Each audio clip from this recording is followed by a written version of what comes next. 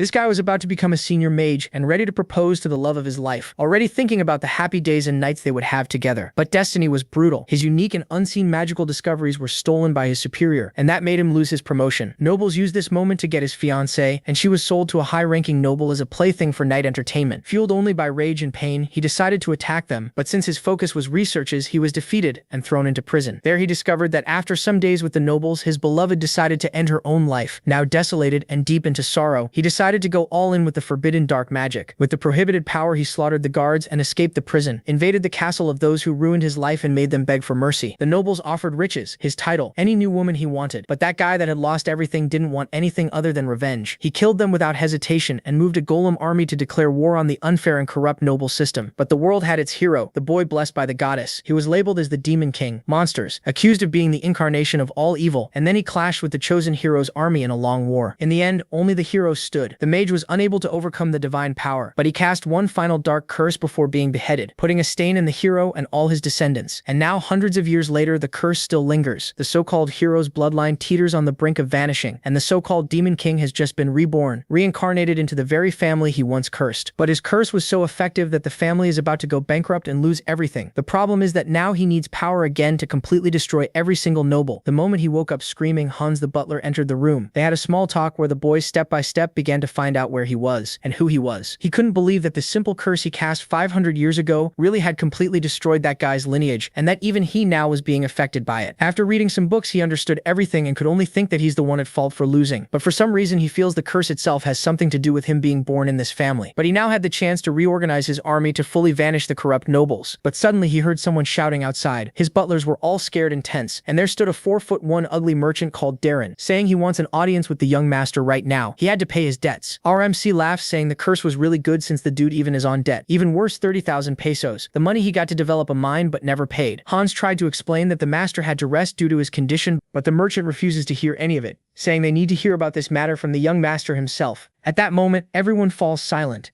Then the man says that judging by their reactions, it seems they won't be able to pay it back right now. 30,000 pesos is no small amount, and because of that, he's going to make an offer. The only thing they have to do is hand over the giant in their house, which probably isn't even worth 30,000 since it's second-hand. That's why he says he's making a great offer. And at that very moment, the other soldier says that's impossible. They only have 3 giants in the entire house, so they wouldn't be able to defend the territory without one of them. Everyone keeps going with that annoying argument there. And the protagonist, watching everything from above, was just laughing, saying that idiot Laken should have seen this. Next, the merchant asks them to calm down, mentioning that personally he wants to take the giant and the entire mansion, but he doesn't want people to think they were the ones who took the great hero's house. And for that reason, he says he wants what he's pointing at. The furious soldier says he already told him he doesn't want the giant. But the merchant wasn't referring to that, but rather to the magic tower behind him. Everyone starts thinking about the proposal, since it's a better choice than the giant, as no one goes to that place anymore. That thing is practically useless now. And right then, the protagonist, looking at it, already more or less knew what was going on. After all, that is his magic tower. 500 years ago, his house was far from where the Demon King's tower was located, and it was where he used to live with Katarina. The house was old and completely run down, but even so, it was still his home. And back in the present, our boy was furious about that situation, and the merchant really seemed very interested in that tower. They were almost reaching an agreement, and at that very moment, the protagonist appears there. Man, the kid really doesn't look too good. The merchant asks if he has recovered already and says that the talks with his vassals seem to be going well. Now they only need a signature to confirm that his company will oversee the management of the Demon Tower. But my guy, the furious kid, asks if talking is the only thing they know how to do. They don't even know what kind of place this is, asking how he dares try to take control of it. No one understood why the boy was so furious, and Seaman says that after taking the land in the center of their territory, they intend to expand their influence and authority under the guise of developing the area, allowing people to enter freely in the name of tourism, asking if he thinks he misunderstood. Honestly, he hates that type of person, and hearing all that, of course the merchant was already running out of options, thinking that at times like this he needed to give an even more confident response, saying that House Lacaine cannot pay its debt, and that's why they were trying to be considerate with him and came up with this proposal. His company has to recover the money somehow. And Seaman says that at no point did he say they wouldn't pay the debt, declaring that in 10 days he will repay everything, including the interest, telling him to get out of his sight now. Man, the kid is really pissed. With that, having no other choice, everyone leaves, and the merchant says he'll see whether he can back up his words. With everything settled, one of the soldiers at the side says he can't believe what he told the merchant, saying that the vassals are truly surprised by his declaration. Seeing him get angry to protect his ancestors' achievements and honor was simply incredible. But Seaman wants to know what he's talking about. And the guy says he didn't know he took such pride in the family's honor. But my guy, of course that has nothing to do with it. Right. Then Hans asks if he may know how he intends to pay the debts. After all, that amount of money is basically enough to buy another giant. Right now they don't have enough collateral to borrow money, asking if he has any other solutions. However, the kid doesn't want to hear any of it, and as he starts to walk away, he says he'll pay the debt his own way, and they should just stand there and watch. And so time passes, and Simon was getting to know everything about that place. But of course he wasn't satisfied with any of it, asking if this isn't the family that killed the Demon King, and why there is absolutely nothing there, asking if they stole everything, though of course they wouldn't do that, right? He'll understand if he looks at the family tree, because after the hero Lacan killed the Demon King, he was granted the title of Marquis over a vast territory in the south of the Kingdom of Livia. At that time, Duke Baroque incited a rebellion against the Kingdom of Livia, and Viscount Lacan fought against him because he could not tolerate the injustice being committed. However, since the young man was under the Demon King's curse, he suffered a completely crushing defeat. And after that, his title was revoked and he was exiled to the frontier, dying soon after because of his age. Looking at the situation, Simon immediately thinks that it seems it was never Lacan's intention to establish his territory there, saying that this family's financial situation is so desperate that it's a miracle. It managed to last 500 years. Honestly, he wanted to know how they ended up like this. And Haxon says it's because his ancestors hoped to restore their former glory. And to make a comeback, his ancestors would do anything. Even if it meant using all the wealth and authority they had, they wanted to restore this family's reputation. However, because of the curse passed down through its members, no matter how hard they worked, their efforts were in vain, and that was how one day the home of the hero who saved the world met its ruin. To be honest, he doesn't know if he remembers that. But the reason he lost consciousness for more than half a month because of the giant incident was because he was working to restore the family's reputation. He wanted to prove he had the qualities of a hero, and pushed himself even harder. And hearing that, our boy just gets up from the chair, saying that in the current situation there isn't much they can do. The old man apologizes for everything. But surely there must be something they can do, and even if he has to give up his life, he'll find a way to gather the full amount to pay it back. However, Simon says there's no need for all that since he just thought of something. After all, they just need to pay the money back somehow, right? And man, of course, nothing good is going to come from this. And after a while, all the vassals were shocked. The brat had literally taken the statue of the hero Lacan. Hans was already losing his mind, thinking the statue had been there until yesterday, and asking where it could have gone. But that's not the most important thing right now, because he needs to find the Lord first. And at that very moment, a soldier appears saying there's a problem, because the Lord had left while security was vulnerable. Right away, Hans realizes what was going on, wondering what the Lord was planning to do. Meanwhile, the brat was hauling that statue on a cart. The carriage driver wanted to ask a question. Simon asks who he is,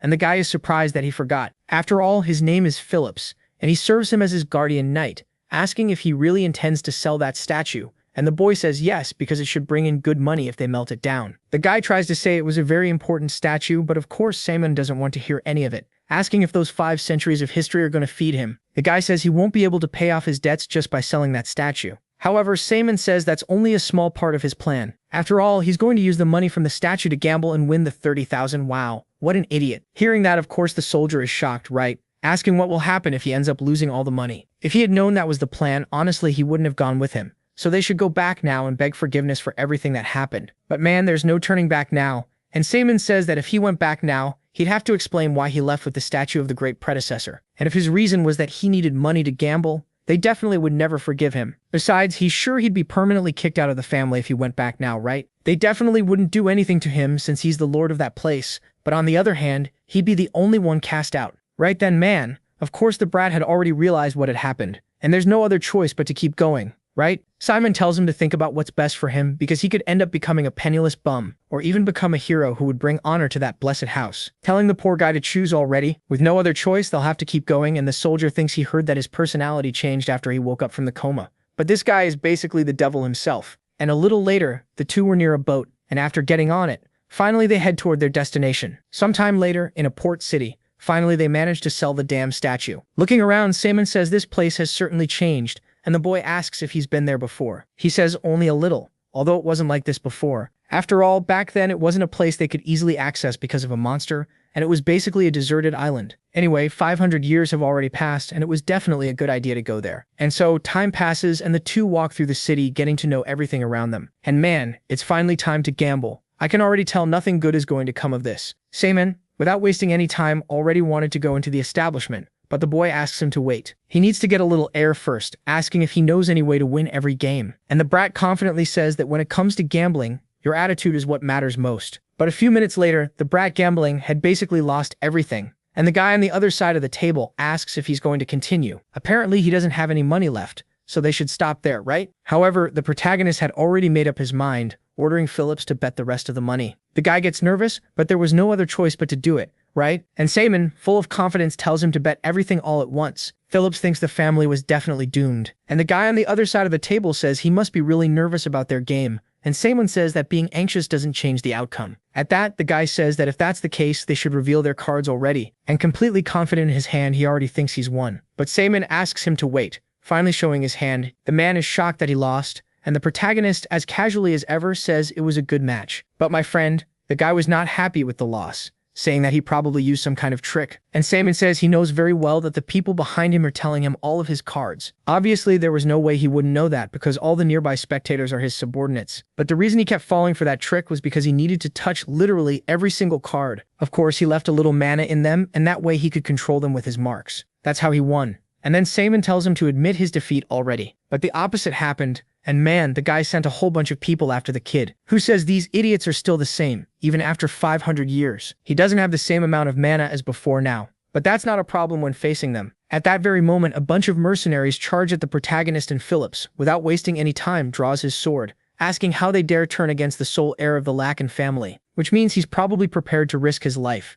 Right then, the guy wets his pants, saying he had made a grave mistake, but of course it was already too late to apologize, right? Meanwhile, our boy was watching everything from afar, and a little later, they leave the place as casually as can be with a whole lot of money. And looking back, Simon thinks he thought that boy was only useful as a porter, but he's more talented than he expected. Anyway, the money they won today wasn't bad, but it'll be hard to use gambling houses after causing all that chaos. And changing the subject, he asks if there's any other place to make money besides betting houses. Philip says there's the Arena of Giants, because just like in the past, giants now fight each other in arenas. Depending on the fight, the amount of money earned can vary, but if he does well, he could make a fairly considerable amount. Simon becomes deep in thought, and the boy says to just trust him, because he used to be one of the best students at the Imperial Military Academy of Giants. So our hero agrees to go take a look at that place. But at that very moment, the two start hearing a noise from the other side of the street. Two soldiers were confronting a child, and Simon, watching the situation, thinks that although the world has changed, there are still things that never do. Some things decay and rot even more with time, but of course he's not going to let that happen so easily, right? And just as he was about to confront the soldiers at that very moment, someone else appears. The girl asks if they aren't the royal guard and whether they shouldn't be protecting the citizens, but instead they were doing the opposite, using violence against children. And looking at that girl, the protagonist is immediately surprised. After all, that woman looks extremely similar to his wife. Next, the soldier says that even if she were the princess, resisting would be useless. And she asks if he believes that locking people up like cattle in an environment unfit to live in was right. Those are innocent children who lost their nation and their family. And if they were guilty, she would be the first to be punished. After all, before being the princess of the kingdom of Volga, she is a refugee seeking asylum. The argument there keeps going, and Philip says the situation is getting ugly. And changing the subject, the protagonist asks if he knows who that woman is. He says she's quite famous in the kingdom of Volga, since she doesn't care about the noble's judgment. He doesn't know why, but he heard that their kingdom fell into ruin and never imagined he would see Princess Reina in a place like this. Hearing that name, Simon is surprised, thinking that no matter how much he looks, he definitely thinks that is Katerina, wondering if she had reincarnated like he did. But there's no way she could have the same appearance as before. At that, the girl starts helping the child, but then the soldier says he can't allow her to do that, otherwise they'll be punished. And seeing that situation, the protagonist immediately charges at the soldier. And while punching the guy, he thinks that even if time passes and the world changes, this trash will never disappear. At that, the girl says that's enough already. And then right away, the boy comes back to his senses. But the other soldier obviously wasn't going to let that slide. And Philip, stepping into the situation, asks if their imperial law is more important than a life. Right then, of course, the soldier had no other way out. And then the two of them leave, right? Without wasting any time, Saban, calling the girl Katerina, rushes over to her, asking if she was hurt. But of course, the poor girl didn't understand anything, asking who he is.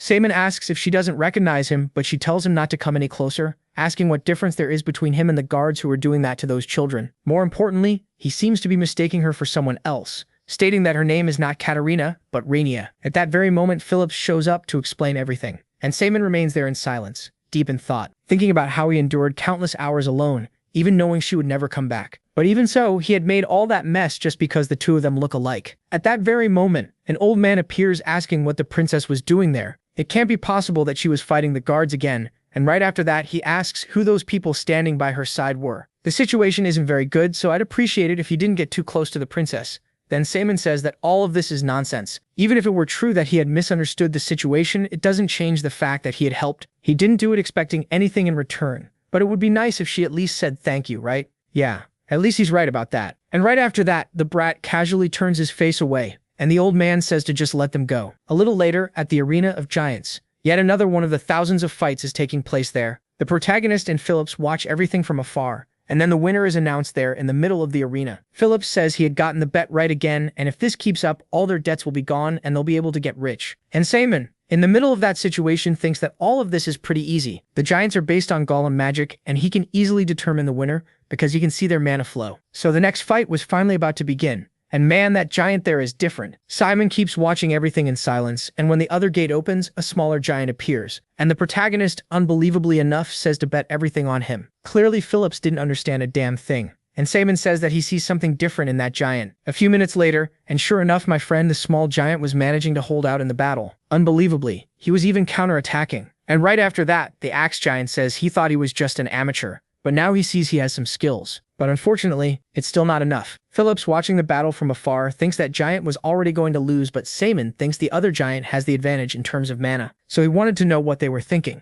because they weren't using any mana at all. The giant was already lying on the ground, and just as he was about to take a hit, he finally activates his mana. At that very moment, an explosion happens, and the giant simply vanished. The big monster had jumped, and summoning a magic circle fires a blast of flame at the other giant. He was finally in the lead, and shortly after, the victory was finally awarded to him. Phillips says he believed in him the whole time, and the protagonist, surprised, asks if they had actually used magic. There's no way that's possible. And Phillips says the person piloting that giant is named Karen, and is probably a runic knight. It's not very common to see giants using magic, but they must be hiding their strength to raise the bets. However, to Simon that doesn't matter, because the theory behind using magic through weapons is something he developed on his own, and that method, no matter how much time has passed, cannot be replicated by anyone else. After all, it's a process that concludes with the use of dark magic. A little later, Simon was still at the Arena of Giants, and Phillips just wouldn't stop talking. Simon says he's busy thinking and that Phillips wasn't helping much, and on the other side, an old man says she can still change her mind, because there's no way she can go into a fight with a giant like that. Unbelievably, the one over there on the other side was Princess Reina,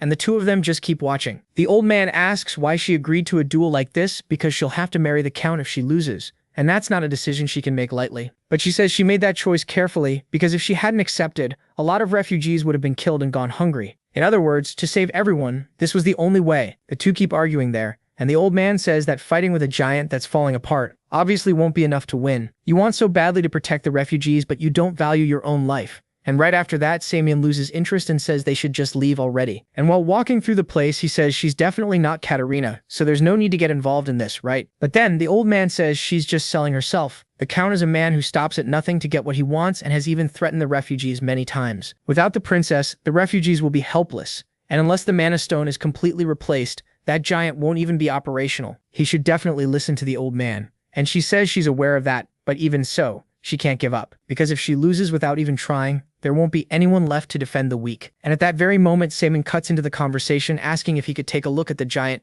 mentioning that Mana Stone and the giant might still be usable. Right away, the old man tells him to stay away from the princess, because it all seems way too convenient, and they were probably assassins sent by the Count. Hearing that, the protagonist was about to lose it, and Phillips says that he is the 15th descendant of the Lacan family. Even so, the old man was still suspicious, asking how they could trust them. But Princess Reina asks the old man to step aside, apologizing for their previous encounter. Apparently he heard the whole situation, and even though it's embarrassing to admit, they won't have many options. So she would like to ask a favor, and Simon immediately gets ready, saying he'll make sure to show a bit of his skills. Our boy finally gets inside the giant, and the redhead says that giants can't be repaired by just anyone. He'll probably just damage the giant even more. Right then, Philip shows up, asking if they want to make a bet. He'll bet 10,000 pesos that his young lord can easily fix the giant. The three of them stay there in that healthy argument. And soon after, Princess Reina asks if she could know something. And looking at the protagonist, she asks if a tool like that is used to repair giants. Right then, man, the protagonist cuts his hand and nobody understood a damn thing. The kid asks them to just keep watching and invoking his blessed magic. At that very moment, a magic circle appears on the armor. Then a flashback appears with Simon in his past, asking his golem if it had really fallen into a place like this. They are immortal beings that drag their enemies into a hell, ordering it to answer his call once more. At that same moment, all the golems immediately rise up, and returning to the present, man, that giant starts working again. Nobody could believe what had happened, and Reina thinks she can't believe he was able to revive a dead magic crystal. She has never heard of such magic existing in her life, and surely the whole world would be astonished by an event like this. The kid gets down from the giant as if it were nothing. And the redhead was still suspicious, saying it must be some kind of trick, or that he might even have used black magic. Hearing that, Phillips gets pissed and asks if he's implying that the sole heir of the Lacan family was using black magic. And with no other choice, our boy says he'll explain, because the truth is that this is an ultra-secret technique passed down by the Lacan family, preserved and hidden for nearly 500 years. Wow, he really went with that. The redhead asks, what kind of family of swordsmen has a secret magical technique? However, Reina says that isn't important right now, and even if it were black magic, he saved countless lives. She doesn't know how she'll be able to reward him for that, but she wants to thank him and also apologize for what happened last time. And with everything settled, the girl says he got hurt because of her, so he has to let her tend to his wounds. At least, the shameless protagonist says she can make herself comfortable, and at that very moment, another person appears saying he can't find a certain knight named Andre anywhere. Then the scene changes to another place, and a soldier says that now the princess doesn't have any knight she can use, and it seems they somehow managed to repair the giant. The blondie asks if he didn't say their giant couldn't be activated, and the poor guy there on the floor apologizes profusely. However, he made a serious mistake, saying that he is definitely fired. Then the blondie asks if there wasn't any other variable. After all, there can't be even the slightest chance that Princess Reina would not be completely his. And soon everyone will know what kind of person the Master of Monarchy is.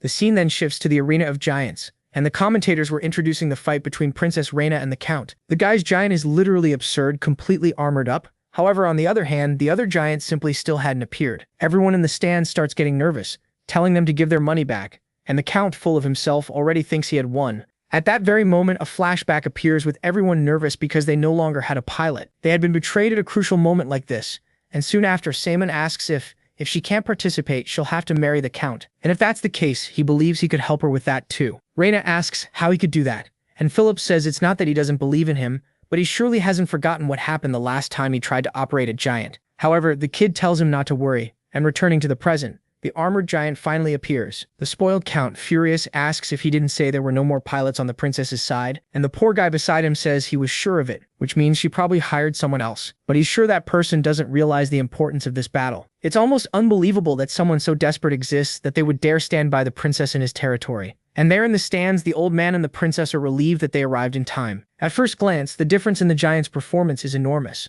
But the opposing pilot is also the champion of lamer territory. However, Simon there at the side says everything will be fine. Wait, I thought he was going to pilot the giant. Then the protagonist says that although he normally seemed a little slow, that man is actually pretty skilled. Man, it's Phillips who's piloting. The battle was about to begin, and the crowd in the stands wanted to know if they were really going to go into battle with a giant like that. Everyone starts making fun of that heap of junk, and the giant on the other side says he'll applaud the fact that he didn't run away. However, he should be aware of what this match is worth, and he certainly has no intention of going easy. And without wasting any time, he charges at the other giant. In the middle of that situation, Phillips thinks that, as expected, his power really lives up to his size. But man, the kid managed to block the blow. Just saying. Just because he's big and strong doesn't mean he fights well. At that very moment, the golden giant tries to launch an attack, but Phillips manages to dodge, thinking that this is really dangerous. And meanwhile, the battle keeps going. The pilot on the other side seemed to be under some kind of stress. After all, Phillips just wouldn't stop dodging the attacks, right? The old man says they won't win if he keeps running forever, and Seber continues just silently observing, thinking that the boy has already faced a bunch of knights before, so there's no doubt that he's a good knight. However, he'll have to find a way to teach him better later, and still continuing to run. Phillips says that guy never gets tired. If that's the case, then there's no other way, right? And then, in desperation, he lands an attack on the golden giant, but it didn't have much effect, and it only made the guy even more nervous. He raises his weapon, and then the commentator says that this is the champion's blessed finishing move. Phillips just watches, and at that same instant, an explosion happens in the arena. And when the dust settles, the golden giant says that's unbelievable. After all, he managed to dodge his attack. Next, Phillips says he has no choice but to win since the protagonist is counting on him. And summoning his power, he says he'll make him regret for the rest of his life, making him show this now. The guy is at full power. And the pilot on the other side is surprised to see an aura like that at such a young age, and it seems he has finally found a worthy opponent. But then, man, the Count appears on his screen right away, and man, the guy didn't seem very happy, right, about dragging out a match like this. With no other choice, the guy will have to activate everything at once. And now the fight is going to get more serious. My man, the golden giant charges at him all at once, delivering his blow. But at that same instant, he is counterattacked. Of course, the guy couldn't believe that aura and speed, wondering if that was possible. But then he remembers that person who had disappeared 3 years ago, who was the invincible legend of the giant arena. That's the so-called Phantom of the Black Knight. And then the guy is finally defeated. The stands go wild, and the guy in the golden armor says he never thought he'd encounter the Black Knight once again. Phillips asks if he happens to know him, and the warrior mentions that he had the chance to fight him in the Royal Arena 3 years ago. He disappeared after setting an impressive record, asking why he is in a place like this, who replies that since he's the Black Knight, it's only natural to help people in need. Anyway, he wanted him to keep the secret about who he is. And the guy says that's fine since he's gonna get fired anyway, right? Meanwhile, up in the stands, everyone was happy that they had won. And Saman, observing the situation, thinks that this is probably already enough. He can finally leave without feeling guilty. Looking at the betting board, he thinks it's an easy world to make money in. A short time later, the protagonist was finally leaving that city. Raina says she doesn't know how to thank him for everything he did, and Saman says she doesn't need to worry about that because everything he did was simply to help however he could. However, the girl says it must have been hard to help them like that, and she wishes she could have shown her gratitude, at least properly. But for Saman, everything is fine already, because if they hadn't found her,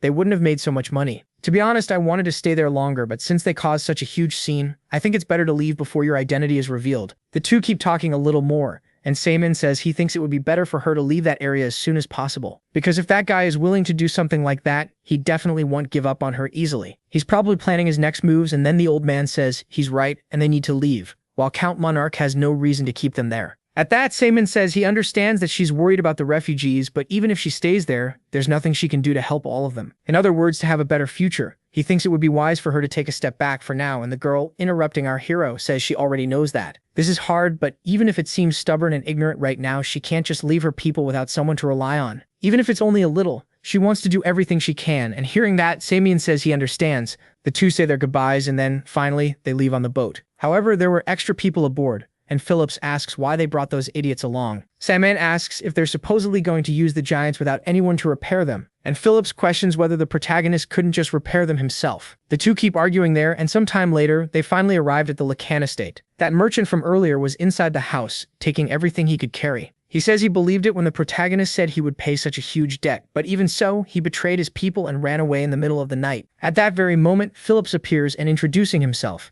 He says he is the young lord's escort knight. The guy stares at the brat and then asks where the protagonist is, who says he was there to deliver something to him. And opening the chest, the boy had a whole pile of gold coins. The merchant couldn't believe they managed to do that in less than a week. And now, unfortunately, he won't be able to take his territory. Right. At that, Phillips, making up an excuse, asks if they can't see that Lord Durham is busy, ordering them to load up that money and leave at once before they waste a single second more of his time. However, the man says there's no need to rush, because he'll wait a bit to receive the protagonist in person. Right then, Phillips gives a smile and taking out a letter says that it is a message from the young master to him. Now that they have paid their debt, he is considered a trespasser and suggests that he prepare himself if he intends to stay and make a scene. According to Article 36 of the Imperial Laws, nobles whose territory or a building under their care has been invaded have the right to execute the invaders. Boy, the brat thought of everything, and unless he doesn't value his life, he should return immediately. With that, my friend, the message has been delivered, and Lord Durham, without wasting any time, gets the hell out of the protagonist's estate. With everything settled, Phillips says that at least those people now know the young master is scary. But now they can all rest easy because they finally managed to pay off the debt. However, my friend,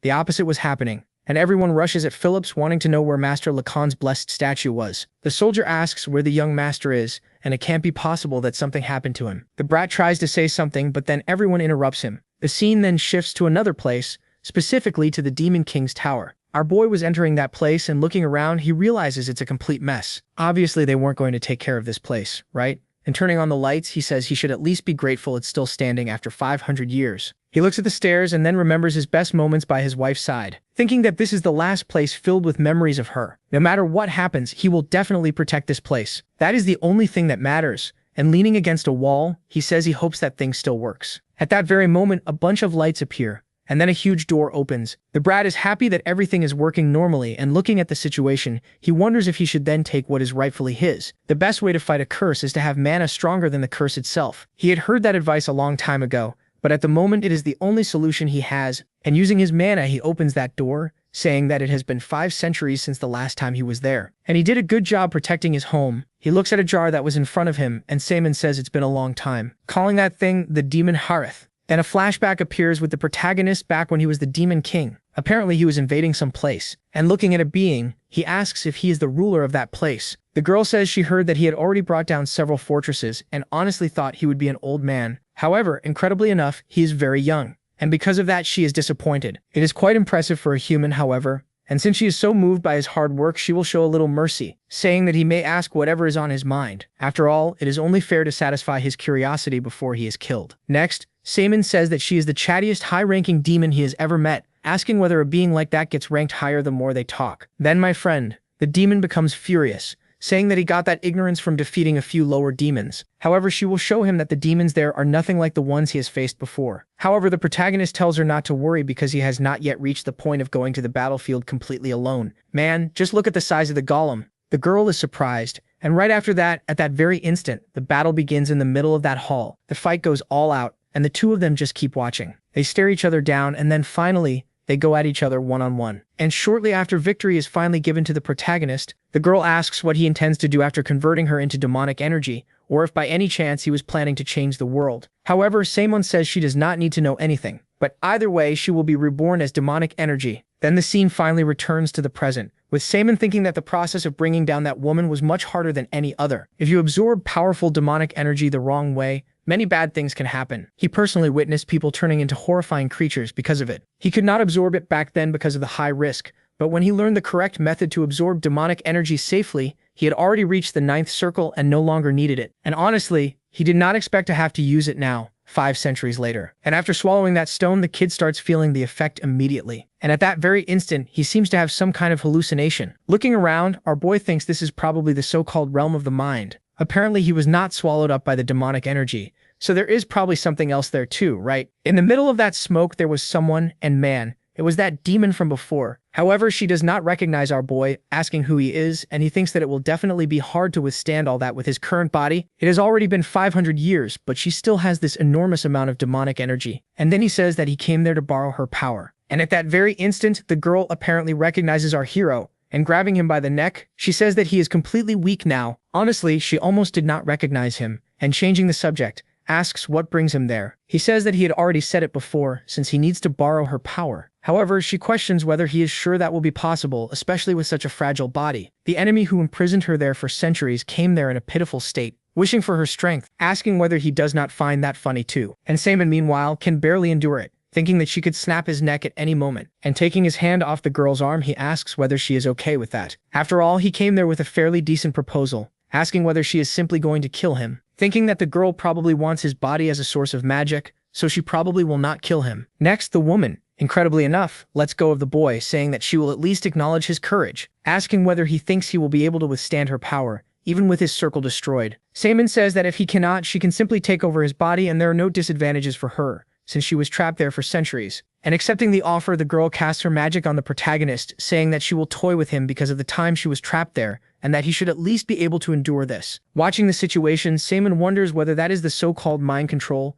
but the poor guy has no time to think. And the demon asks where all his pride went. Bluffing is the only thing he can do, asking whether she thinks he has the same mana and magic circle he had in the past. However, the kid says that even without power, with his circle destroyed, he would never become a victim of mind control. At that very instant, our hero disappears, and man, the one who was the victim now was the girl. She was about to be consumed by Saemon, but at the same time, the magic is undone. The girl says that she already knew that would happen from the start, but it is still impressive that he really reached the 9th circle. Saemon asks whether he has to show anything else, but she says she simply meant that even though he reached that level, it seems he was unable to change this world. However, he says that it is not over yet because somehow he will manage to complete that goal. Hearing that, the girl smiles, asking whether he will be able to reach the 9th circle once again, especially with a body like that. He is certainly very confident, but even if he housed her in his body, the 6th or 7th circle would be his limit for what he could cast. Either way, she will let him do whatever he wants with the world. And so she enters our hero's body, saying that he'll have to work hard so he doesn't disappoint her,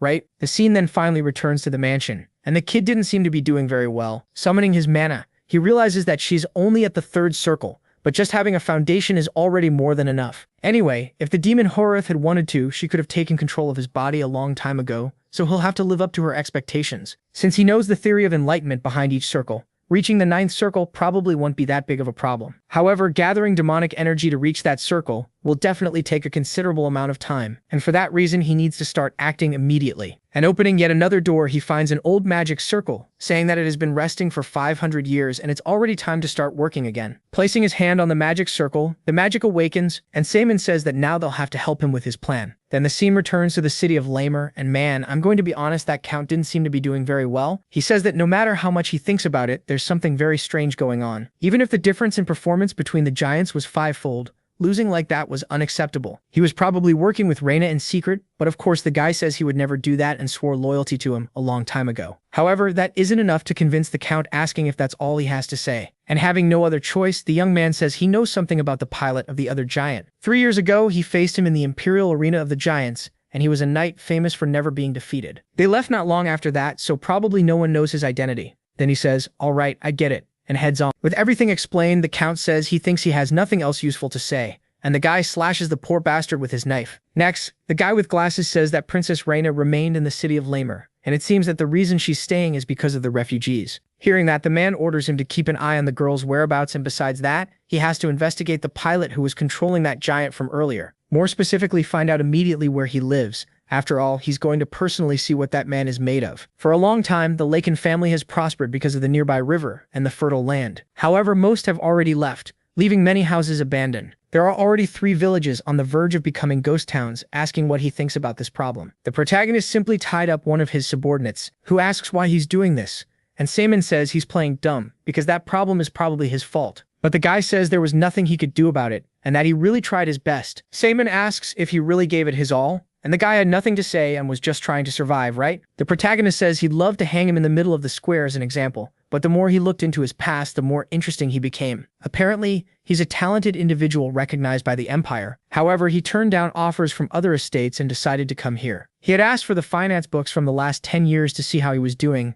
and he really brought him everything in one day without a single mistake. Honestly, he's very useful, and hearing that, the old man gets all happy, saying he's very good at arithmetic. He can solve all kinds of math problems in his head, and then Simon says that's exactly the problem. And grabbing the guy by the collar of his shirt, the young man literally throws him off the mountain. The protagonist follows along after him. Meanwhile, and then the guy falls down there. Not understanding anything, he asks what the protagonist was doing, and looking up, he realizes there's a town there, wondering if those people really are residents of the Viscounty. It's impossible that this could be happening, because there shouldn't be a single slum like this. Seven in turn asks what it's like to see the village with his own eyes and says you can't reduce human life to numbers alone. He needs to spend time with them and find out for himself what's happening in the Viscounty. And if he can't find the cause, then he won't be working for them anymore. The guy asks if he's going to fire him, and Seven asks if he wants to give up now. And right then, my friend, the guy immediately goes to meet the residents. And Simon thinks it's fine just watching the Lycan house there, but there's a better time for that. After all, before anything else, he needs to improve this place so that he can increase his circle. The scene then shifts elsewhere, with the others unable to believe that the protagonist paid off all the debts just by gambling. Philip simply confirms that it was true, and the others say the family's image will fall if people find out about this, asking why Phillips didn't stop him. Then one of the soldiers calls out to Phillips,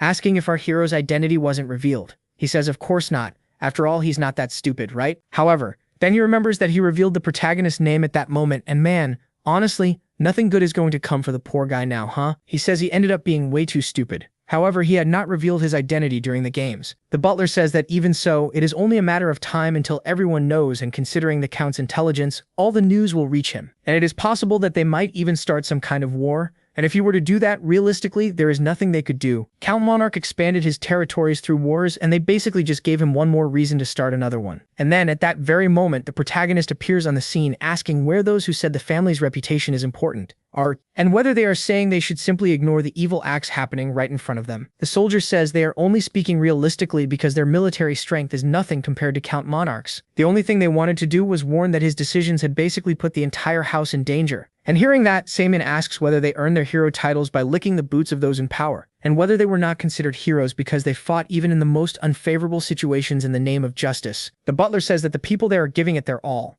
and then the protagonist asks whether the problems have been solved. Even so, they are making this huge fuss just because he had made a bet. The two keep arguing there, and Simon says that having a good reputation does not fill empty stomachs. His duty is to protect the people, and the people of the Viscounty are starving and dying because the living conditions are completely unbearable. Even so, he does not have the ability to prioritize things properly. Wow, the protagonist is absolutely roasting these people. Honestly, he will not tolerate this kind of behavior again, and surely everything will change from now on. If you believe his orders are wrong, you may leave whenever you want, and those who cannot follow his orders will be dismissed. Approaching Phillips, he says that the boy did very well and is as skilled as the captain. Hearing that, the kid is surprised, and Simon says he thinks it is only fair that someone so skilled should be the captain of the Knights, asking what Rogers thinks, who says that whoever wins the duel will be appointed captain of the Knights. At once, Phillips becomes desperate, saying that this is his uncle, the one who taught him how to use a sword. However, the guy, unbelievably enough, accepts, saying that until now he had never had the chance to prove his skills. Simon says he hopes he is as good as he thinks he is, and a short while later, the two were finally about to begin their duel. Phillips says he will do his best, and the two draw their swords.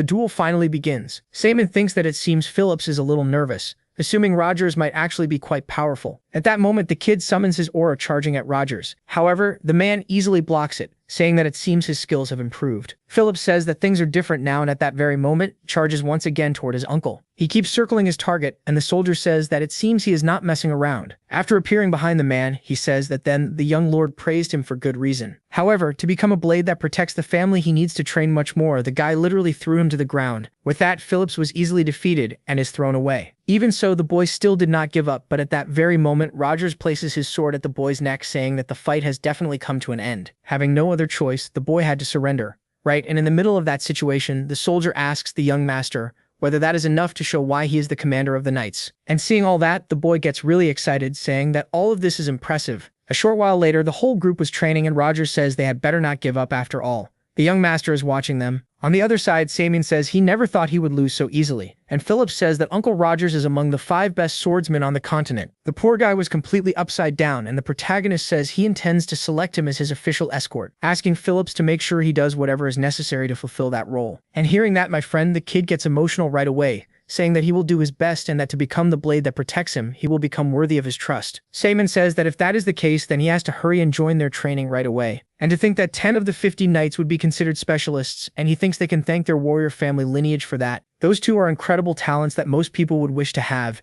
and if that is the case, then it is clear why the family is in this state. And the scene then changes to some time later, with the servant asking what he thinks he is doing. First, he sells the statue, and now he is selling all the family's treasures, asking whether he intends to throw away the honor and name of his group. And Samian says that if it gives him money, then he intends to do it. However, of course, the servant was not going to accept this time, asking why he is doing all of that. The guy really was not taking it well, and the protagonist merely watches in silence, saying that the warrior of Lacan died 500 years ago, which means those treasures will not help them at all now, asking him to think a little. It is because of these old principles, doing everything in the name of the Lacan warrior's honor, that the family has ended up in its current state. It was because of vassals like them that the family name fell into ruin. But my friend, the old man says that's impossible, because if it weren't for the Demon King's curse, none of this would have happened. And Samian says that attitude is another problem, because they praise their predecessors for their prosperity, and then blame the Demon King for their downfall. Anyway, he intends to become someone greater than the warrior of Lacan. So, if you intend to remain bound by your family's old principles, he'll erase him from your group's history.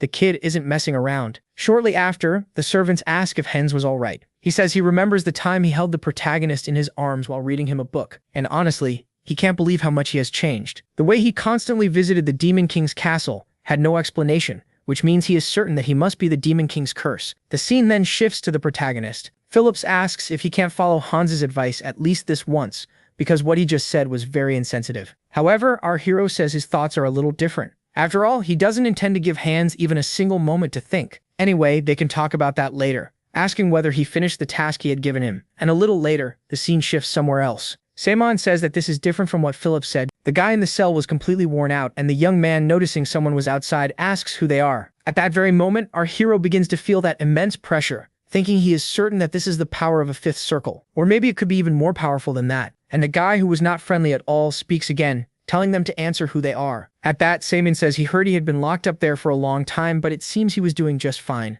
asking what the Fife's only Iron Mage is doing wasting away in a place like this, and realizing who it was, the old man asks why the young lord would set foot in a place like this because of him. He asks if he thought he would do nothing while someone loafed around in his territory. He heard that he had been harming himself by abstaining from food and drink, and that was why Hans locked him up there. The man says that's exactly right, because he lost consciousness due to an accident with the giant caused by his carelessness, and he wants nothing more than to waste away in that place. But Samian questions whether he really believes his life is worth that much, and besides, it has already been confirmed that the accident with the giant was not his fault. However, the old man says that if only he had examined it more carefully, it probably would not have happened. All of this was his fault, asking to be punished severely. But my friend, the protagonist, was already getting pissed off at that situation, thinking that he understood the man was unbelievably loyal. But this was going way too far, saying that since that's what he wants, he'll do as he wishes, telling Phillips to bring his sword at once. The boy didn't understand a damn thing, and the old man seemed to have already accepted his fate, and Samian says that since he begged for it, he'll give him a proper punishment. He raises his sword and then breaks the young man's chains. The guy didn't understand a damn thing, asking what this means. He says he would profit much more by using him. After all, he can't stand taking losses, right? Anyway, he is planning to make him work until the end of his life, and telling Phillips to throw that sack on the floor, a pile of gold coins appears. The protagonist says it's not much, but there are around 70,000 pesos there, telling him to use that money and prepare to build the magic tower. He can buy whatever grimoires he needs, and he must also secure the necessary equipment to repair and manufacture the giants. Unlike the lords of the past, he plans to invest heavily in magic, telling him to make sure an incident like this never happens again. At that moment, the man starts getting emotional, saying that he caused him so much trouble, yet ended up receiving such a great reward. But Samin says he doesn't understand what he's talking about, because all of this is nothing more and nothing less than a mere punishment. So he has to decide quickly since he doesn't intend to forgive him that easily, right? And then the man kneels saying that he is the Iron Mage of the Lacan family, and until the day of his death, he swears that he will dedicate his life to atoning for his sins. Seeing that, Phillips is surprised, saying that as expected of Lord Moody, that Mena is incredible. And so, my friend, everything was already settled.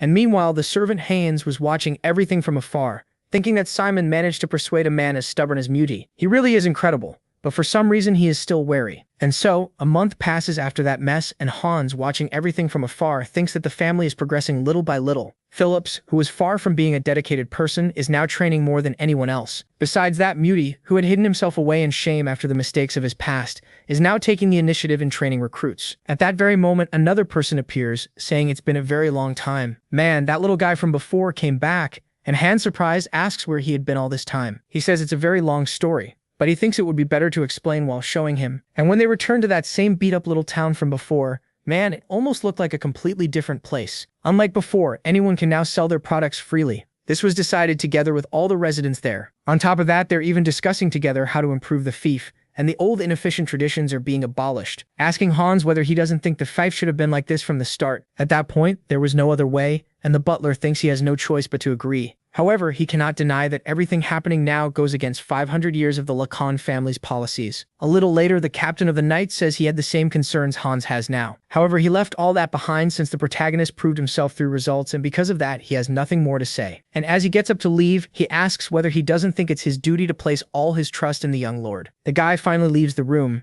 and the servant remains deep in thought, mentioning that in such a short period of time, everyone has already been won over. Then a week passes, and the servant says he organized all the documents he had asked for. Besides that, he will take care of the office matter tomorrow, and if anything else comes up, he can let him know. Meanwhile, a bunch of water was dripping from the ceiling, and Hans says he could fix that himself. However, Simon tells him to focus on his priorities, because those who have nowhere to shelter from the rain are overflowing in his fief. He has to think about those people first. And on the other hand, my friend, little by little the butler was seeing what the right thing to do was, thinking that the more he got to know the Lord, the more he wanted to follow him. But anyway, he will still have to determine what his true intentions are. A little later, the servant was walking through the forest, apparently following the protagonist, thinking that every night he secretly comes to some place. And these regular visits are actually straight to the Demon King's castle. Honestly, he didn't even want to consider it, but there is a possibility that the young master had been overtaken by the Demon King's curse. Right then, the kid stops in the middle of nowhere, and then a group of people appears. Simon asks if they took care of what he had asked for,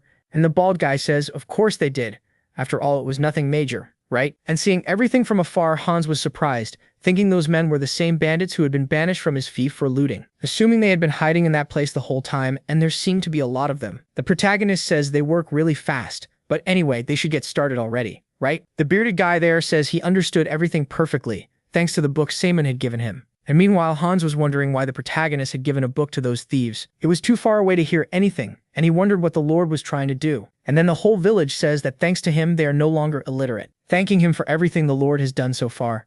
Because of him, even the children can read now, and thanks to the medicine he brought, his wife can walk again. Thanks to him, his whole family is able to live well. The protagonist gets all embarrassed, saying he's happy to be able to help. However, everything has a price, and he is sure they are prepared. The bearded man says, of course they are, because even if they have to live as bandits, they are not ungrateful animals, telling him to make his request, because he will do whatever he orders. With that, our boy smiles, and taking everything out of the bag, the guy had a whole bunch of books and gold coins. No one understood anything that was happening, and Simon says the answer is inside the books, and when they read them, they will probably understand. Apparently that there is a land transfer, and Simon says those documents recognize them as official residents of his territory, and with them they will have the right to claim that place as land for themselves. He's going to build a town near there, and they will be able to live there. Hearing all that, the older man says they are just thieves who betrayed their lord, and after everything they cannot accept that. Unfortunately, they do not have the right to accept a gift like that, and although they are grateful, unfortunately they will not accept it. At that, the protagonist says he knows that very well.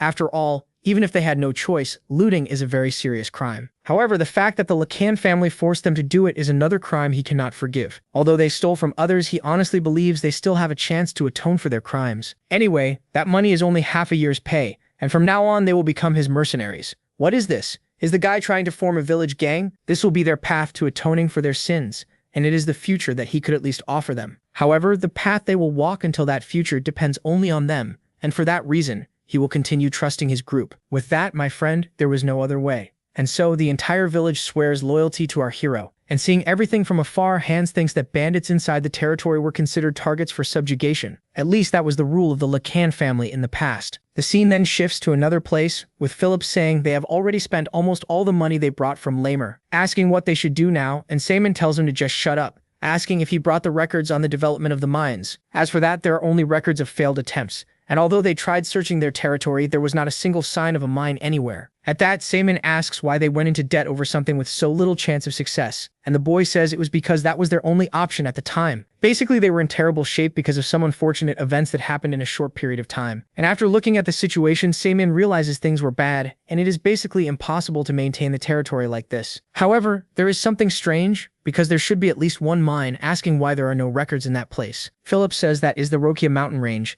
and exploring the area was very difficult due to the abundance of monsters. Even though they sent their knights there a few times to explore, because of the monsters hidden in every corner of the region, they had no choice but to return empty-handed. Simon asks if that means they could not explore the region, and Phillips, more or less understanding what was going on, asks him not to come up with any weird plans. However, it was already too late, and a short while later, in that blasted mountain range, the protagonist says he thought Phillips was exaggerating as always. But my partner this time, he was right. There are monsters everywhere. Even so, this is very strange because these monsters should live in separate regions, wondering why they are cooperating with each other. It cannot be that they adapted to dealing with humans, and at that very moment, one of the creatures charges at our hero. He starts dodging the attacks while another massive wave of creatures rushes at him. Summoning his magic, the kid says they think they are very powerful, but from now on he will deal with them himself. At that very moment, a bunch of stone golems appear, and now the real mess is about to begin. One of the monsters attacks the golem, but of course that was not going to do anything. The giant stone monster counterattacks, hurling the beast far away. Seeing the situation, Simon says this is much better than he expected.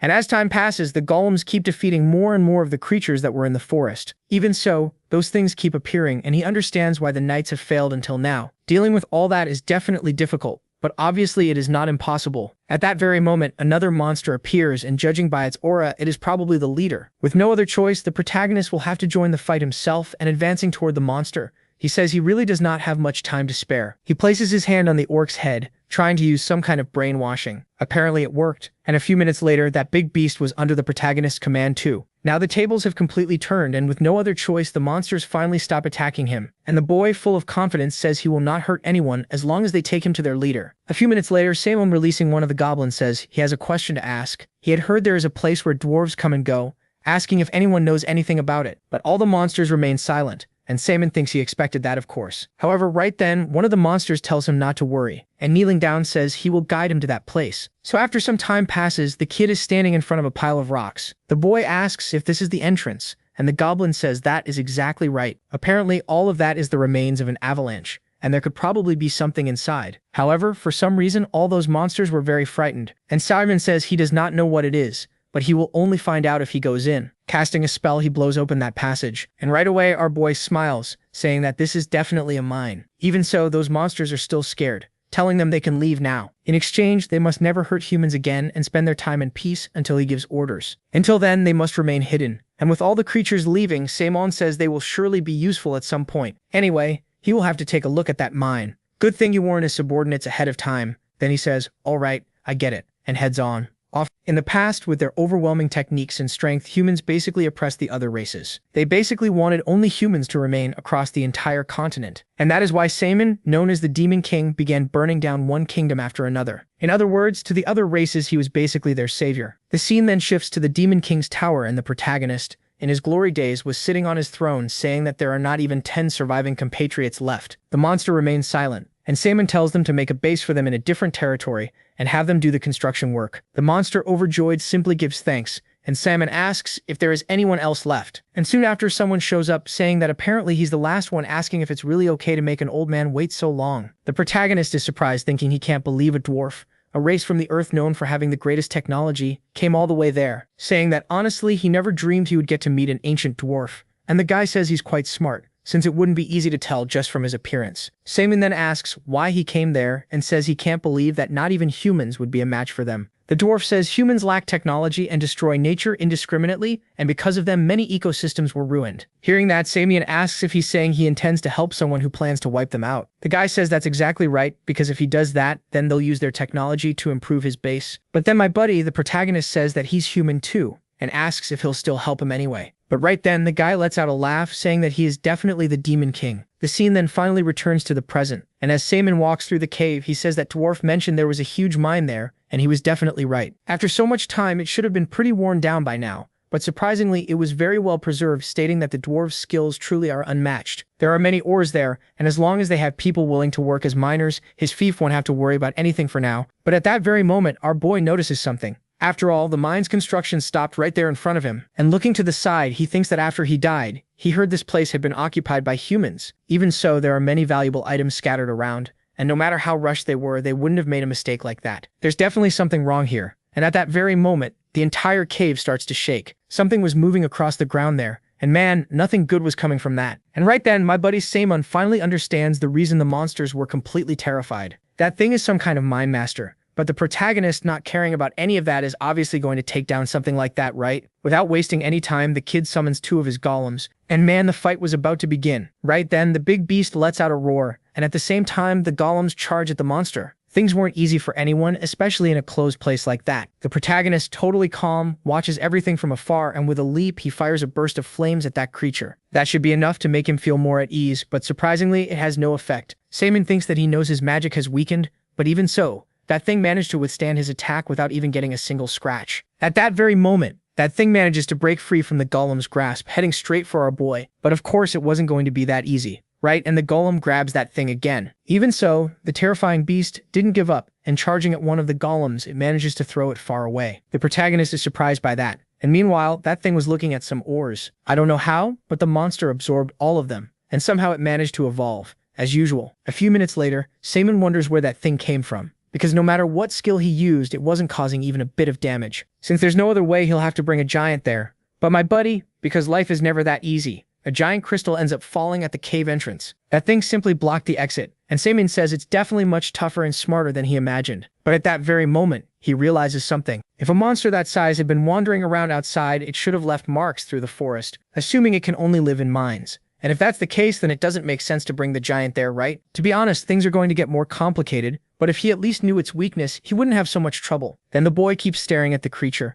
apparently finding its weakness. At the moment, he's going to need some time. Then he starts walking through the cave looking for something, and at that very moment, he finds a pickaxe made by a dwarf. He says he might have a chance to win with that, and charging at the creature, the guy literally starts mining the stone that was on its head. The scene then returns to the mansion, with everyone wanting to know why the young master disappears every night. And poor Philip says that every time he tries to follow our hero, he always manages to disappear. The residents say he often visits the Demon King's castle, and the soldier says he didn't think twice, since he didn't know the situation. But now that he does, he understands why Hans is so worried. However, the blessed butler appears, saying there's no longer any need to worry. In fact, he decided to trust the protagonist completely, and at this moment he believes that he was doing his utmost for his people. Then the scene returns to the cave, and the kid uses his magic to attack that creature from above. The kid falls on top of his golems, and at that very moment, an explosion happens. Apparently, the big beast was defeated, and the golems, without wasting any time, begin removing the stones that were on the monster's head. And then Saman, looking to the side, comes across a skeleton that apparently belonged to an ancient dwarf. Even the artifacts and all the items were still on his body, thinking that they seemed to have tried to protect the place to safeguard what they built.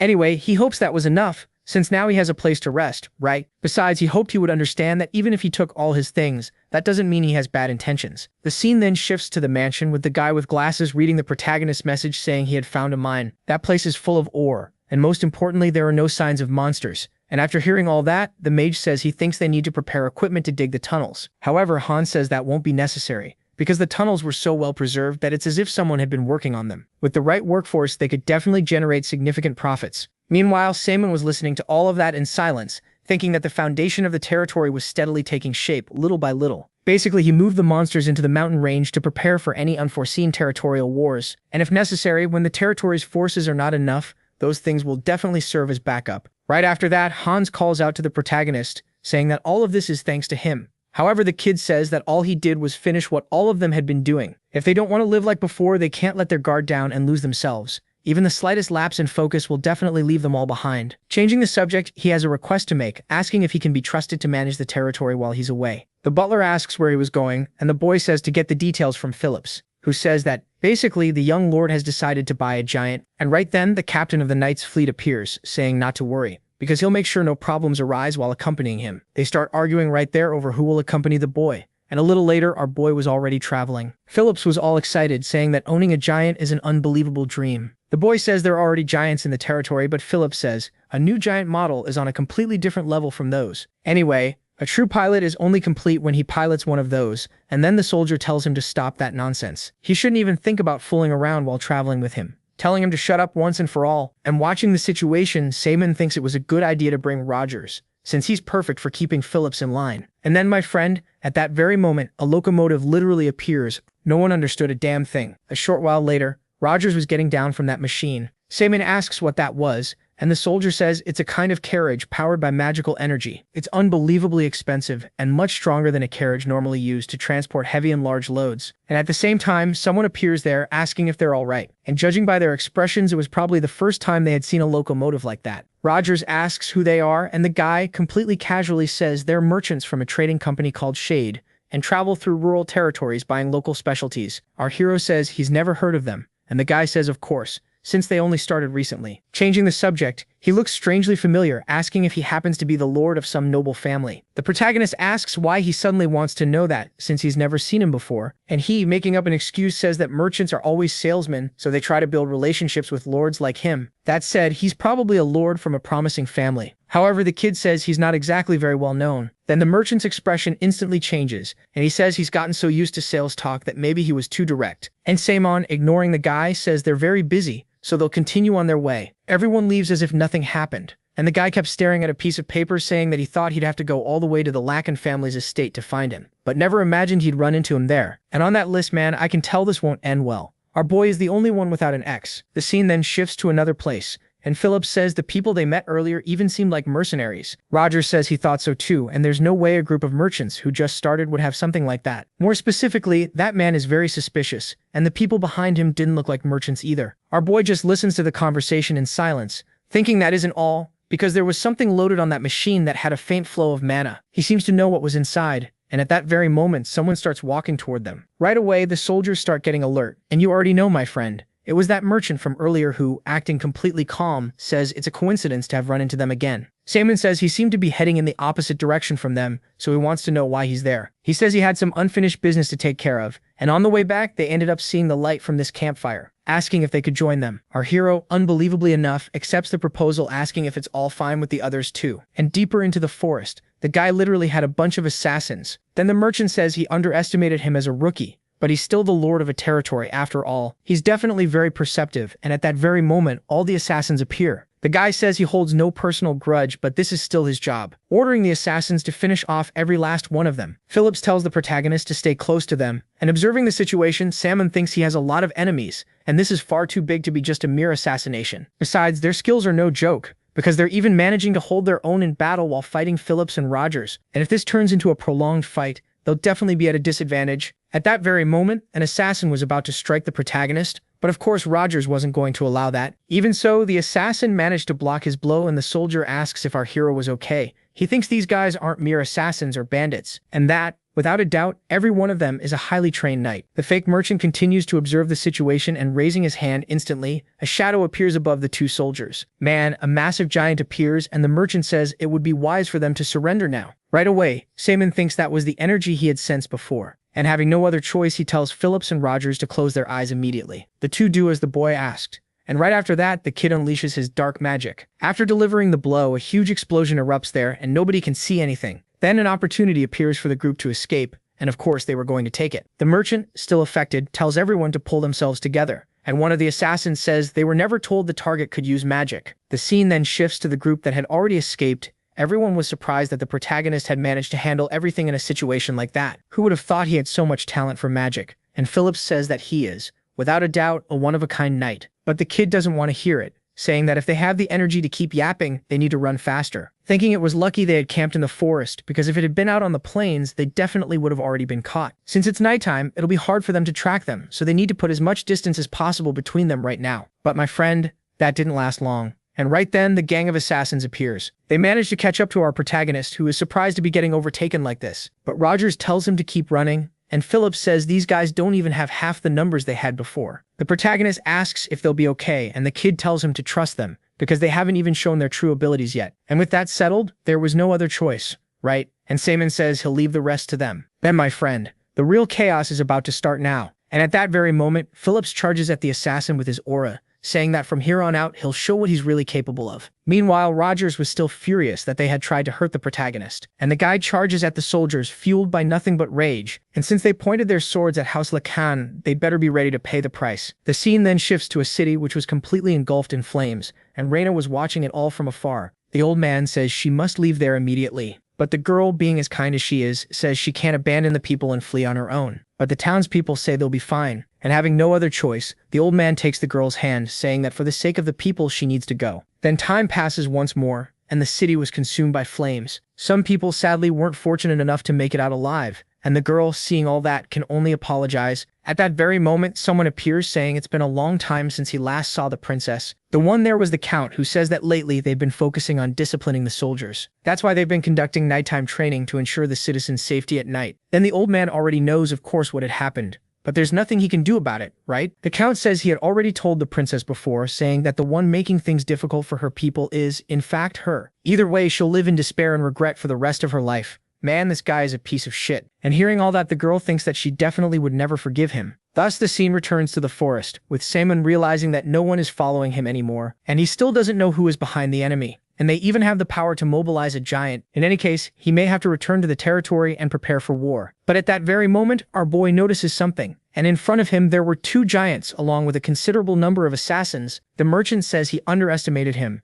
asking if they should consider this a draw. But who would have thought the heir of a hero's family would resort to such insignificant magic? The protagonist asks if he didn't like his magic. But even if that were the case, going this far just to capture a mere teenager was kind of insane. Hearing that, the merchant merely smiles, saying that it's interesting to give it your all, even when hunting a rabbit. And hearing that, the protagonist immediately starts laughing, saying that they separated him from his escort knights and thought they had still cornered him. Hearing that, the guy is surprised, wondering if Simon was still so calm even in a situation like this, wondering whether he had already given up or even gone mad. If you're trying to buy time, it's useless. And Simon, summoning his magic, says that none of them will survive. A huge magic circle appears, and you already know what's going to happen now, right, my friend? The merchant just watches everything in silence, and now the real mess is about to begin. Like this, a whole bunch of golems appear, and no one understood what was happening. Then he says, "All right, I get it," and heads off. Even so, the merchant tells them to stay calm, saying that golems were only threatening in the past, and they mustn't forget that they still have two giants. Even dozens of golems would be no match for them.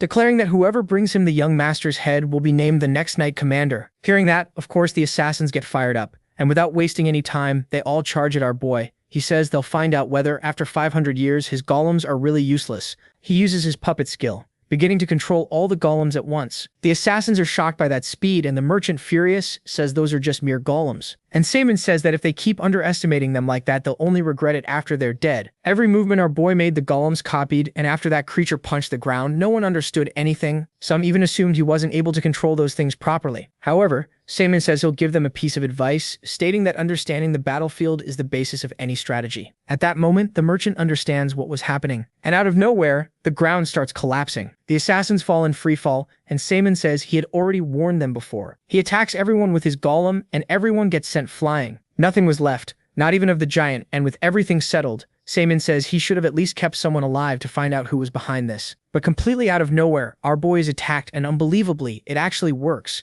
That merchant was still alive, with one giant saying he'll never forgive him for destroying his knights. But Simon says this situation might actually be favorable, since he'll capture him and make him confess everything, right? The guy tells him to try if he can, and immediately charges at the boy with a knife. Cedric then tries to summon his dark magic. However, unbelievably, his mana was getting out of control. That damn curse only gets in the way. And taking advantage of the situation, the merchant goes all out against him. Even so, of course, our boy hasn't given up, right? And placing his hand on the ground, he asks if he really thinks he wouldn't be able to deal with him. The kid wasn't messing around, and out of nowhere, several tentacles come out of the ground. Only now does the merchant realize that was dark magic, and it's impossible for a hero's descendant to be using something like that. Saman just watches everything and says that before his patience runs out, he'd better say who his master is. And having no other choice, the guy says he'll tell everything, since it was that easy. The one behind it was the Count begging for mercy. But my friend, of course he wasn't getting any this time, right? And Samorn, without hesitation, finishes off the merchant. With everything settled, the protagonist says that whether human or demon, the feeling of absorbing power is still unpleasant. He begins to reflect on all of the Count's actions so far, wondering if there might be another reason they had targeted the Lacan family. Either way, he would make them regret it. And at that very moment, someone appears in the bushes. It was Phillips.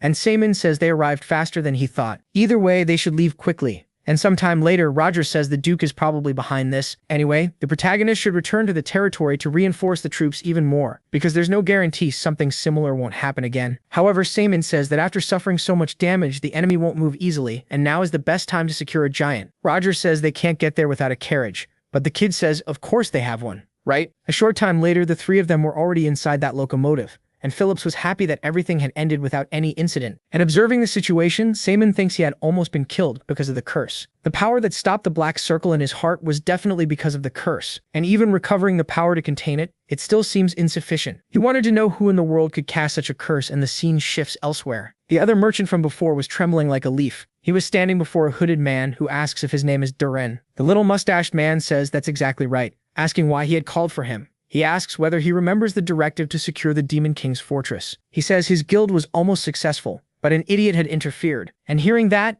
the guy didn't seem very pleased, asking if he knows the identity of the one responsible. Right away, Darren starts panicking, saying that this time he'll definitely succeed. However, the man says he never said he was going to kill him. Right now, he's merely curious, asking who that person is that's getting in the way of his plan. A little later, the scene finally shifts to a city called Brandon. Samon says that this city seems much busier than when he was in Lammer, and Rogers says that this city is famous throughout the continent for its many magic towers. Thanks to that, the streets are packed with mages, mechanics, and even technicians who stay there. They end up becoming the driving force behind the development of the entire city. And to sum it up, it's the best possible place to buy a giant. Saman says he's building up so much anticipation that now he's actually excited about it. And Philip says there's no need to look anywhere else, because that city even has a branch of the magic tower. Most of the giants recognized across the continent were made by them. And hearing that, our boy is surprised, wondering if there really is a branch there. A flashback appears in his mind, and those people there were the ones who did that to his wife, right? They've grown so much in 500 years that they even built a branch there. And he's going to take this opportunity to clearly see their true nature. Giving them money is unpleasant, but if the performance is good, he'll have to buy the giants, right? After that, he'll dismantle it and find its strengths and weaknesses,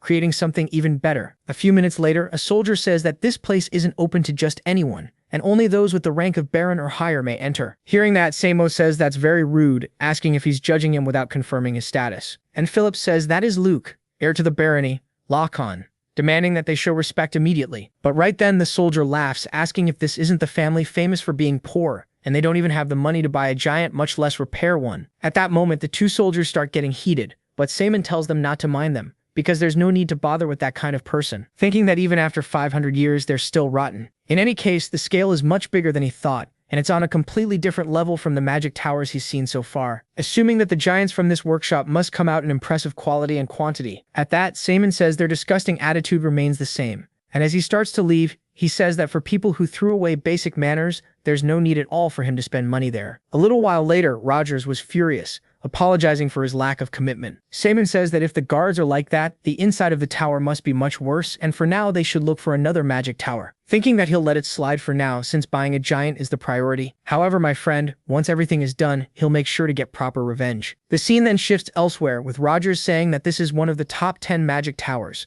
and he heard that no other place can match its production speed. Our boy keeps analyzing those giants, and soon after, the attendant appears, asking what brings them to the magic tower. His name is Garrett, asking if they're looking for any giant in particular. The protagonist says he's looking for one in the 30,000 peso range, and then the guy hands the protagonist a huge book. He thinks the guidance and explanations are detailed and incredibly well organized. Above all, even the service was impressive, and unlike the Veritas Tower, they don't judge by appearance or status and even seem to care about their customers. Apparently, not all 10 magic towers are complete trash, and if the performance is good, he'll definitely buy here. Right? Meanwhile, on the other side, a customer was nervous because the magic tower couldn't repair his giant. When he bought it there, he had clearly received one with a durability defect, and as soon as the giant struck something, it crumpled like an old can. And hearing that, our hero immediately changes his mind, saying they don't need to waste any more time there. Yeah, Things aren't easy for anyone. They literally can't find a single decent place. The options just keep shrinking, and no magic tower satisfied our boy's desires. He says that they claim this city specializes in giant production,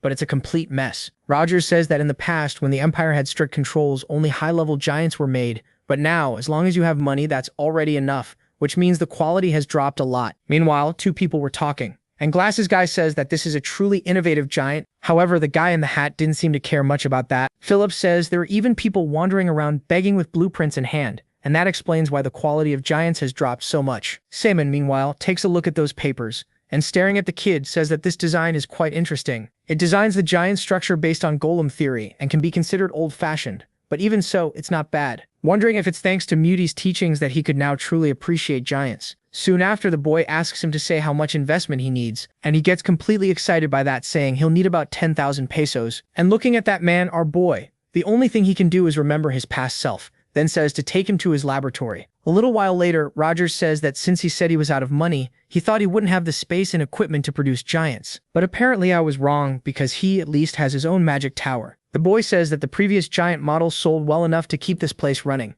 but the new model takes a lot of time and money to make. That's why most people left and only a few of them remained. Entering the tower, the young man says they must have had a hard time getting there, but there's no need to rush, and they can look around as much as they want. At that very moment, our boy is surprised, starting to stare at that giant, and the boy asks if he knows Sting, and Simon says he had seen him once before, thinking that this guy definitely has some kind of ability. The boy says that the exterior may look similar, but even so, the machine is completely different from the previous one. They applied their latest technology and redesigned it from scratch. Simon asks how long it will take for it to be ready, and the guy says the hardest work is already done, and all that's left are the final adjustments. It'll probably take around 1 to 2 months, and since they're short on staff, it could take even longer. And the protagonist says that if that's the case, he'll invest double, asking them to hire more technicians and finish it in a week. And right then, my man, the guy gets totally hyped, and going through a door, he starts telling the whole tower that they could begin working. Besides that, also they would be getting much better pay this time. The people there weren't doing very well, and the boy says the giant's progress had stopped at approximately 67%. But, my man, they're not going to waste another second. And Phillips, looking at all those people, asks the protagonist if he's sure he wants to see all of this through. But he says not to worry, because he knows very well what research-obsessed mages are like. Anyway, he's eager to see the moment when this place rises up to join the 10 best magic towers there. The night finally arrives and everyone was asleep.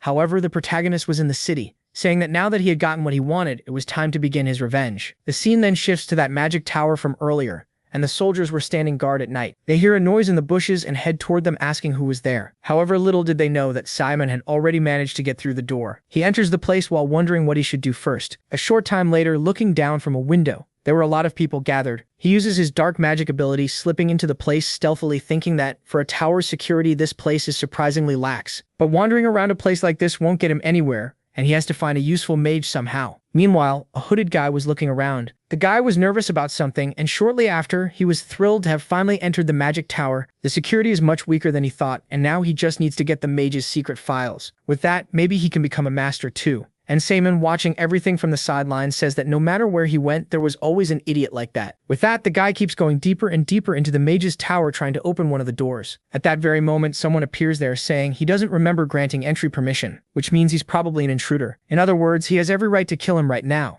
Yeah, the guy literally wasn't messing around. And the young man, hearing all that, says he took the wrong way, asking him to forgive him this time. After that, unbelievably, the mage says he thought he was a thief. By coincidence, he's carrying a very important scroll right now, and since it's extremely secret, it absolutely cannot be leaked. In other words, he hoped he understood how sensitive the security was. Even so, all of that is pretty heavy for him, and since he's also a colleague from the tower, he must know about the new hero-level giant. They keep talking there about that so-called giant, and the guy thinks that just from a quick glance at it, you can already tell it's an incredible masterpiece. But my man, all of that was that mage's plan, who says to understand that the rule was to eliminate anyone unqualified who saw the scroll. The guy doesn't understand anything, saying that he was the one who showed it to him. But the man says he doesn't know what he's talking about. After all, he had seen it on his own. And then you already know what's going to happen, right? The guy kicked the bucket. The mage didn't seem to feel any remorse, saying that if he had stayed in his place, he would have avoided this. At that very moment, the protagonist appears, saying that the guy had shown confidential information just to justify that man's death. And as expected, whether in the past or the present,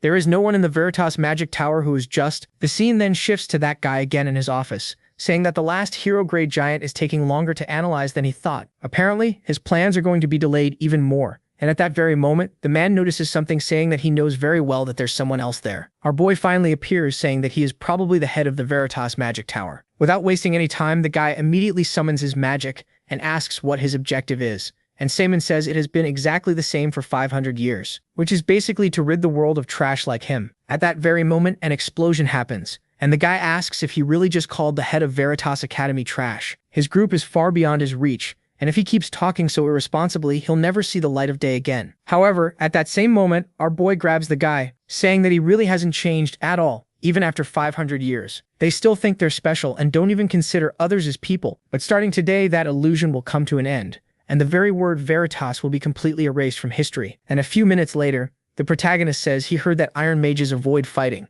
but he didn't expect a sixth circle chief to be such a coward. Anyway, since he's there, he should take the spoils, and looking at the blueprint of a giant, he says there are only a few of those blueprints on the entire continent. That one is the so-called hero giant blueprint, and he'll definitely make good use of it. And seeing that thing destroy Veritas's magic tower will be a very interesting spectacle. Just taking one of those giants from the magic tower and Veritas is already a huge loss for them. But even so, it's still not enough to satisfy him, and the guy literally starts setting the office on fire. A short time later, the scene shifts back to that locomotive, with Simon thinking that all the family's central secrets must have turned to ashes. Revenge was only his goal, yet he gained much more than he expected. Right after that, Phillips appears asking if something happened. He seems much happier than when he received the giant, and Simon says he's just happy to be returning to his territory, thinking that they achieved more than they aimed for and that as soon as they return, he can focus on recovering his mana circle. At that very moment, the boy notices something, seeing that the one there in his territory was literally Princess Reina. And shortly after, the girl says that she wanted their help taking care of the refugees. Right after that, the protagonist appears asking what she was doing there. At that moment, the girl realizes who it was,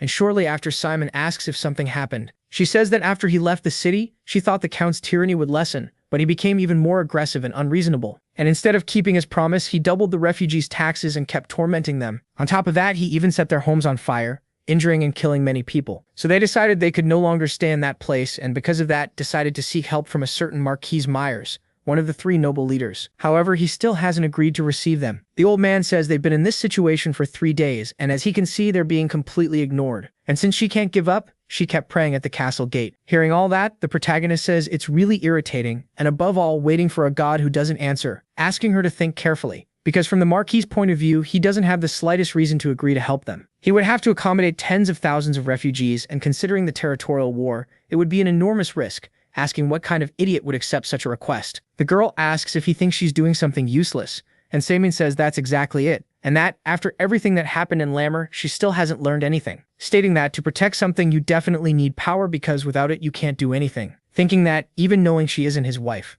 when he sees her, he still can't forget her. That's why he can't help but care, right? Saying that for now they'll return to the territory because he'll listen to her properly there. However, Reina says she can't do that and won't leave until she meets the Marquis. Hearing that, of course the boy gets pissed, asking if she's really going to keep doing all this. She needs to face reality once and for all, and trying to take care of dozens of helpless refugees obviously means problems will keep happening. Right now, she should be more worried about herself than the refugees. Then she says there's no way to know how long it would take if she ended up focusing on herself to gain power and protect the refugees. And if the people end up dying during that time, it would make no sense asking if he thinks her life is worth more than the refugees. Simon answers without thinking that obviously it is, but she says every life is equally precious, and those people believe in her despite all the hardships. For that reason, she can never abandon them, and she has to find a way to do everything for them. With that, the kid is reminded more and more of his wife, saying that if 500 years ago someone like her had been by his side, maybe things would have been a little different. The reason he wanted to change the world wasn't just revenge, but he had forgotten that for a long time. Thanks to her, he had remembered one of the reasons,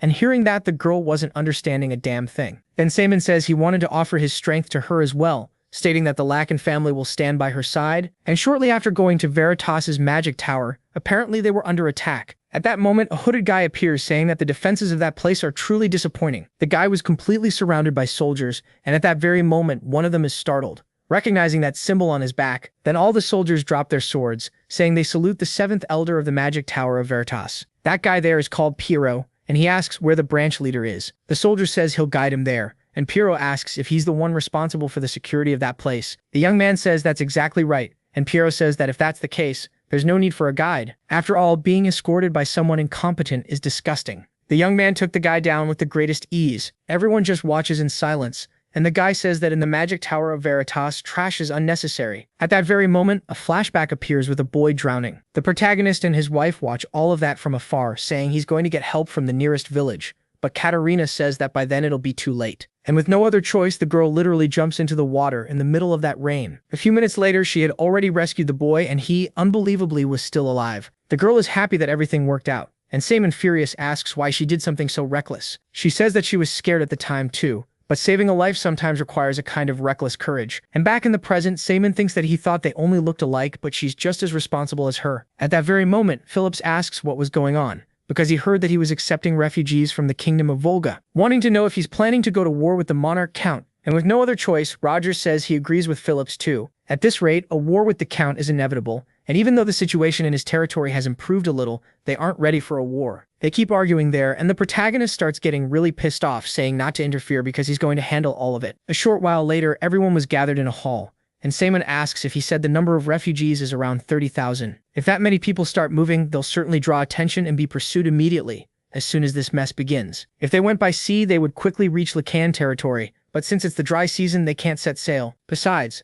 the land route is far too long, and if they're pursued, they'll definitely be caught. Which means there's only one way. They're basically going to travel by river. The old man says they already said they can't sail, and Simon says they'll use that to their advantage, since they'll have a little time to prepare. Basically, they're going to build rafts, and since the water is too shallow for ships, rafts can float just fine, so they'll make them big enough to carry a lot of people. Hearing that, Phillips says it might be a good idea. However, Rogers disagrees, saying that such a huge raft will be very slow. If they end up being pursued, they'll be easy to catch, and if they're attacked from afar, they won't be able to counterattack. However, our boy says not to worry because he had already considered that, and for that reason, they're going to use the locomotive. And with that thing's mobility, they'll definitely be able to escape any adversity. The two are surprised by that method. But my friend, life isn't easy, and the old man says that unfortunately, they don't have enough resources to build huge rafts. The kid had thought of that too, saying they still have the money left over from buying the giants. Besides that, as soon as they return to the territory, he'll send another 30,000 pesos to help them. And hearing all that, Reina apologizes, saying she knows very well how difficult it is to accept all those refugees. The Locken family will definitely suffer great losses. However, the protagonist tells her not to worry, because they'll definitely win, but they can't act directly in this operation,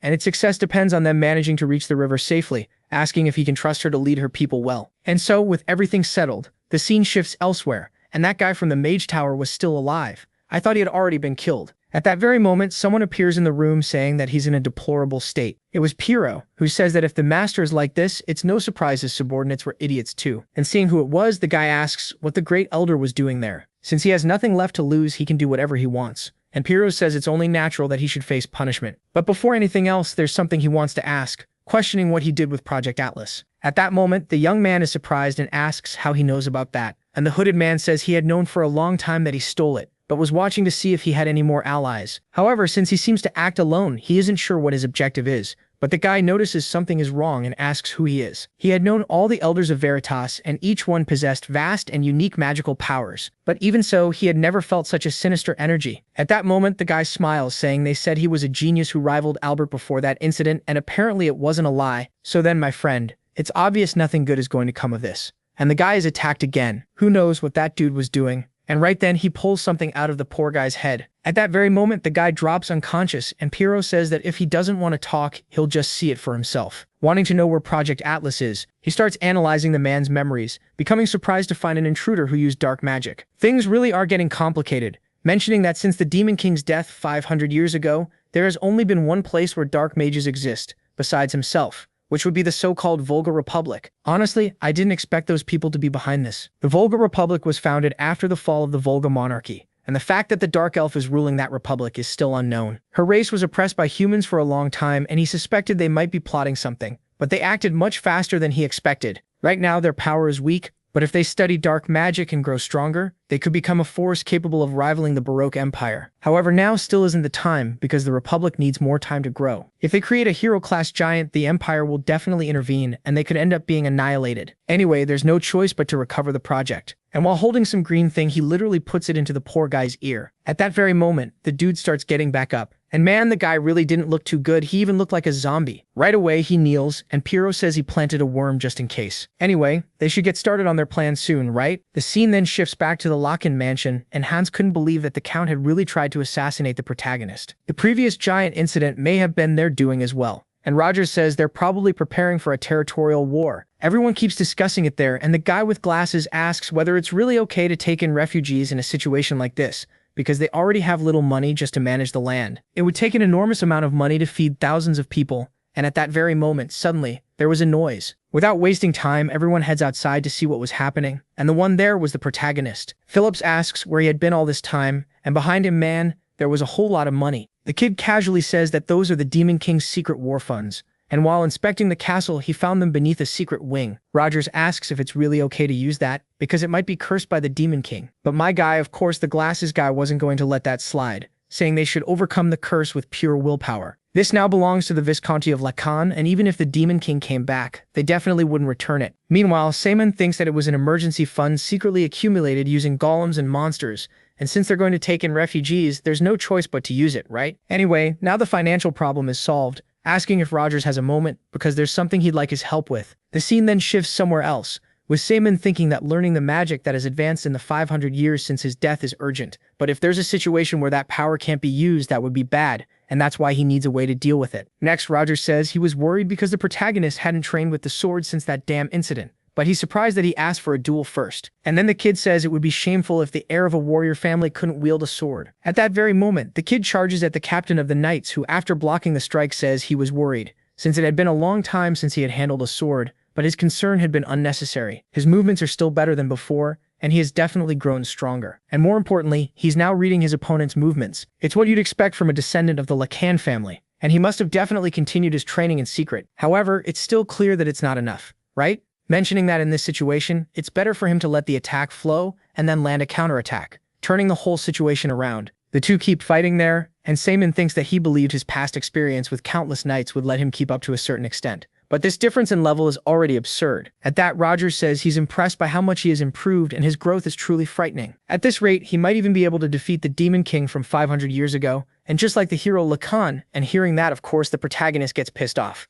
right? While gripping his sword, he thinks he didn't expect to fight on equal footing. But even so, he needs to land at least one hit, or he won't be able to sleep easy tonight, right? At that moment, he uses a physical enhancement skill, charging at the guy. They continue the training, and at that very moment, Seaman is surprised by something. The guy starts glowing yellow, and Rogers says he never expected him to be able to move that fast, asking if he had been holding back against him before, and Seaman immediately realizes that was the hero Lacan's sword aura. A golden sword aura is a transcendental level that no one can imitate, and obviously there was no way he could forget it, right? After all, he had been killed by that ability 500 years ago. Even though centuries have passed, it seems that for him all of this happened in just a single year. And placing his hand on his neck, he tells Rogers not to hold back, or else he'll regret it. And the young man, seeing that the protagonist was using aura, is surprised. She is weak, but even so, it is definitely one of the abilities. Then, without wasting any time, he tries to land a blow, and so the battle continues. A short while later, Rogers says they can end today's training. The boy says he can keep going, but Rogers says he's already done enough, and pushing too hard isn't good. Anyway, he says he's surprised, asking since when he has been able to use aura. He had never taught him that, but he used it with great ease, and hearing that, Seaman wonders if he had unconsciously released demonic energy. Next, Rogers says that as expected, he can't hide the blood of the Lacan family. However, Seaman realizes that something is strange, saying that aura is the physical manifestation of mana, and simply coating a sword with demonic energy shouldn't just turn it into aura. Thinking that the assassin he met before used aura too. Soon after, the soldier says that seeing how quickly he is improving, it seems like the right time,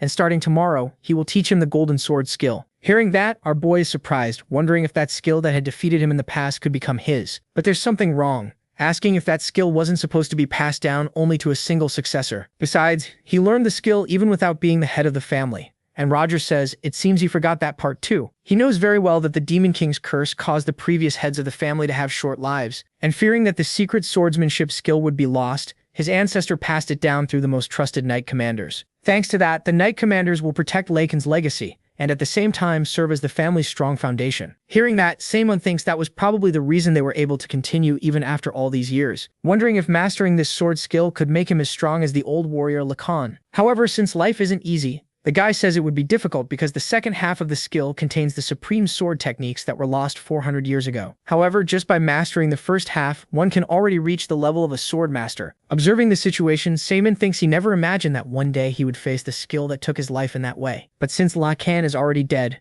the golden sword is just another technique to learn. and with no other choice, of course, he's going to learn it. Thus, time passes, and there were a lot of people gathered in a square. A little child was looking up, saying that the princess had arrived, thanking everyone for gathering there. It has already been more than 10 years since they left the kingdom of Volga and came to the monarch's territory. During that time, they suffered endless discrimination and persecution. Because of the lord's oppression and tyranny, many of them have suffered. Instead of protecting them, she couldn't even voice their complaints, and they have harbored resentment over her authority while watching everything from afar. However, they cannot remain trapped in this situation, and today, they will definitely leave this place and go to Lacan's territory. She made that decision on her own and believes that this path will open a better future for everyone. She understands very well that their fears were that the past might repeat itself, and she cannot force this decision on those who are already wounded. Even so, she wanted them to trust her and follow her one more time. They will begin a new chapter together, asking them to join her once again. The girl, despite being a princess, unbelievably bows, and then everyone agrees with her, saying they wouldn't follow just anyone blindly. He knows better than anyone the hardships and sacrifices she went through for them, and if it's her decision, then it will surely be the best choice. Thus, everything was settled, and the guy with glasses asks if he hadn't already told her that they had chosen to follow her of their own free will, and because of that, she doesn't need to worry, right? And hearing all that, the girl says she is deeply grateful. At that moment, the guy says they just received a message from Lord Luke stating that all the transport is already prepared. Until now, the Count hasn't noticed their movements, but even so, he wants to know if they can really move that many people at once without being detected. Soon after, that old man appears, telling them not to worry, and holding a box with a bunch of masks. He says he had already taken care of everything. Thus, time passes, and a man looking down from above asks what was going on. The refugee camp is completely empty, and he says he told the soldiers to keep an eye on them, asking why they removed all of them. The man says he had no choice because of the plague outbreak in the sewers, and the guy holding a mask asks if he means this. That is just a mask that imitates a plague, and it's really pathetic for a guy like him to have fallen for a trick like that. And seeing all that, the Count, furious, wouldn't stop talking about Princess Reina. After all the generosity he showed, she would betray him like this, and if she gets caught, she definitely won't be forgiven, right? At that very moment, a group of people appear greeting the Count. It was a group called the Scorpion Cavalry, announcing that they had returned from the battlefield and were getting back up. The Count, with a smile, says this is the perfect moment because he has something he needs them to take care of. Apparently, the heavens are on his side, and Princess Reina will deeply regret running away from his side. Man, this guy is not normal. A short while later, all the refugees were being transported, and there were even children there. The poor little guy says he can't walk anymore, and the hooded man tells Victor that the people's endurance has reached its limit, suggesting they rest for a bit. At that very moment, Reina appears, saying they should do what the man asked because making sure everyone arrives safely and without injuries is what matters most. A few minutes later, the refugees were eating, and Victor tells the girl to stop standing watch and leave the rest to them, so she can eat something. If she collapses, the people will fall into even greater despair. And Reina says that everyone is suffering like this because of her failures. If she had been stronger, it wouldn't have come to this. And Victor tells her not to say that. After all, she is the pillar of their strength, and it was because she is who she is that everyone followed her there,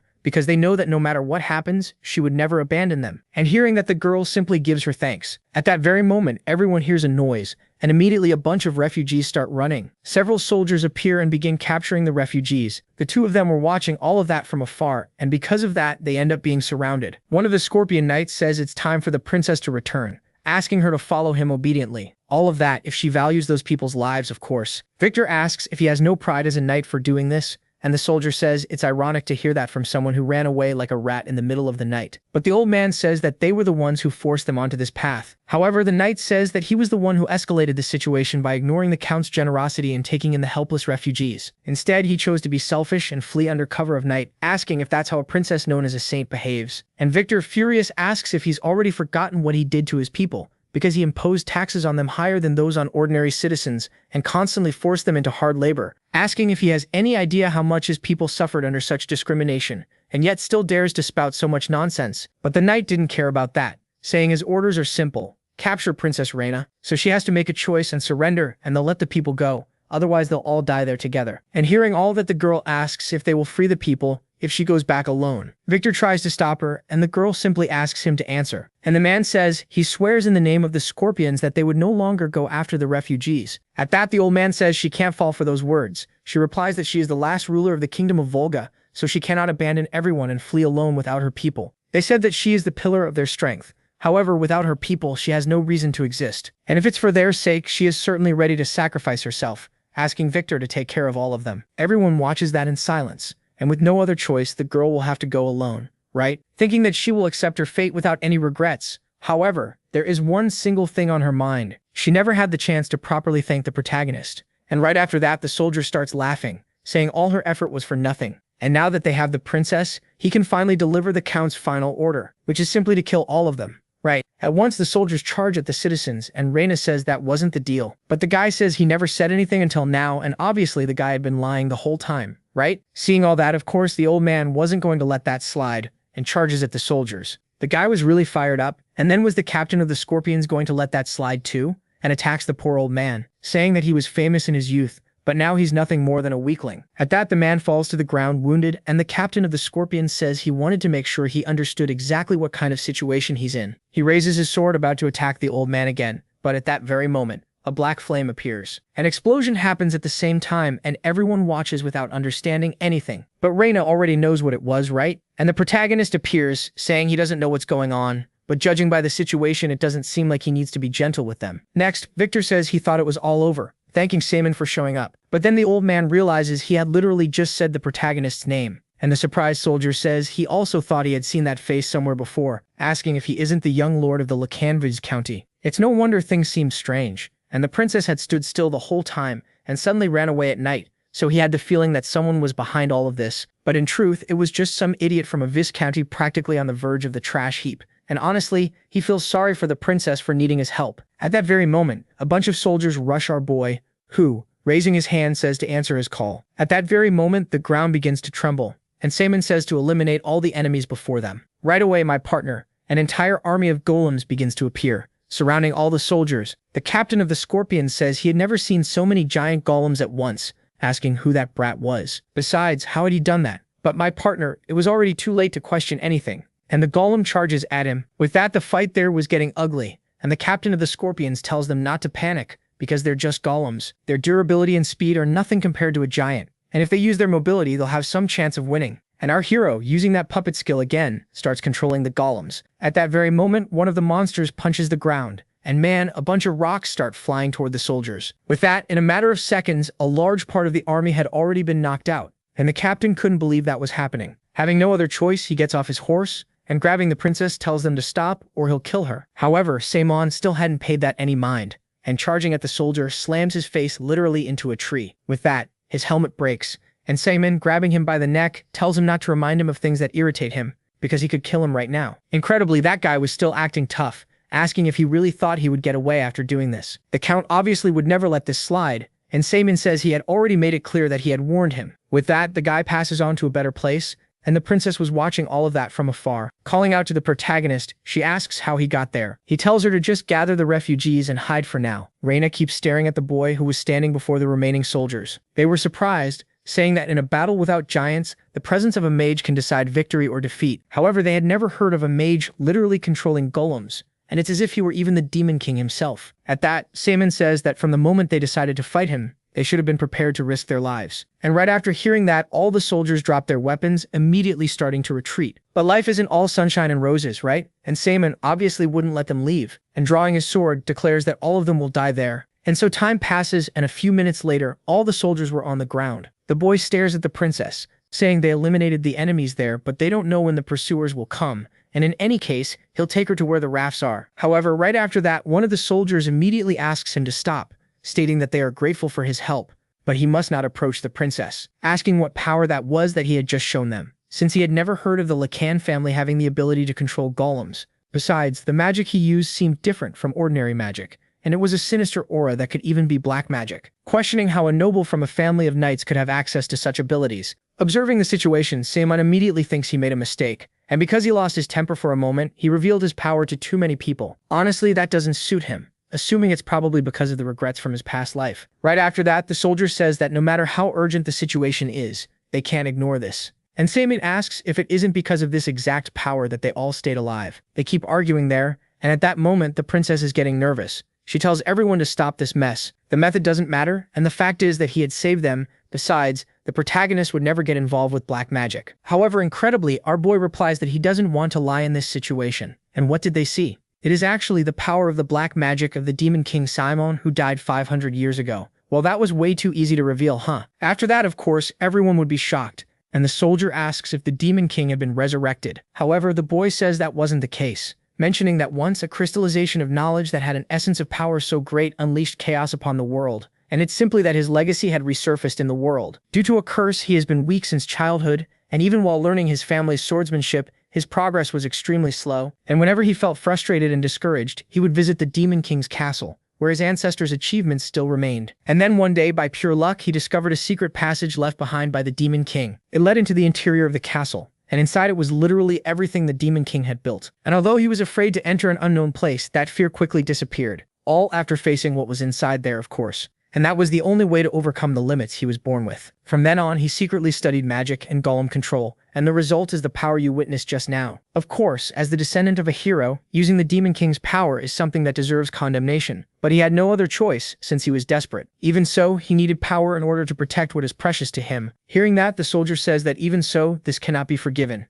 And the old man, getting nervous, says that they're only safe because of the protagonist, and at the very least, they shouldn't judge his position. Looking at our boy, he states that he doesn't care whether he has the Demon King's power or not, and is simply grateful that he protected them, and they will definitely keep this matter quiet. Hearing that, Simon thanks them for their understanding, thinking that thankfully some accepted it, but it seems that's still not enough to convince everyone, so he'll have to figure something out later, right? Next, Victor says they don't know when the Count's pursuit squad will catch up to them, so they'll have to start moving soon. And a little while later, the furious Count says that losing both the princess and the refugees wasn't enough, but now even the Scorpions had been annihilated. His greatest cavalry unit had been destroyed by nothing more than a ruined vice-county. Next, the boy says that since even the Dark Knights fell, the nobles are probably supporting them in secret. Moving carelessly without knowing the enemy's true strength is very dangerous. And hearing that, the Count simply tells him to be quiet. He won't let those idiots do whatever they want, ordering a message to be sent to the Emperor. The guy was really furious, saying that he will definitely make him regret it. And meanwhile, in Vidix County Lacan, everyone was gathered around a table. Han says that just now a royal messenger arrived and it was declared that a territorial war between Monarcha County and Lacanvis County had been approved. Rogers says that given the Count's violent nature, this was inevitable sooner or later. But even so, there's one thing he can't understand, which is specifically the justification for the war, which claimed that they attacked the Count's private soldiers. They continue discussing there, and Saman says that now is not the time to get bogged down in details,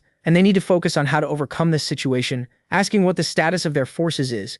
And Rogers says that they recently recruited mercenaries from among the young men in the refugee camps. The problem is that they have barely had any training, and won't be very useful in battle. As for the giants, they tried to buy and repair abandoned ones, but due to time constraints, only 3 of them are operational and ready for battle. Compared to the number of giants in the Count's domain, it's nowhere near enough, and Reyna, raising her hand, says that actually they also have a giant. At that moment, Phillips gets really excited, saying that they saw that giant's capabilities in the arena of giants, and it will definitely be a valuable help. However, they don't have a pilot to command it. But Reyna says they don't need to worry about that either, because Victor has experience piloting a giant. And the old man says that although he is someone who left the battlefield long ago, the experience he accumulated is never forgotten, promising that he won't be a burden and will do his best. With that, some issues were starting to be resolved, and Moody says he doesn't want to ruin the mood, but the situation is not in their favor, because the Count's domain has at least 80 giants as far as they know. Among them, 5 are Knight-class giants, and in modern warfare, the number and class of giants are key factors for victory, because the difference between warrior class and knight class is like that of a child and an adult. It takes 10 warrior class giants to match just 1 knight class giant in battle, and if they are outnumbered and their giants are of a lower class, no number of regular knights will make up for all that disadvantage.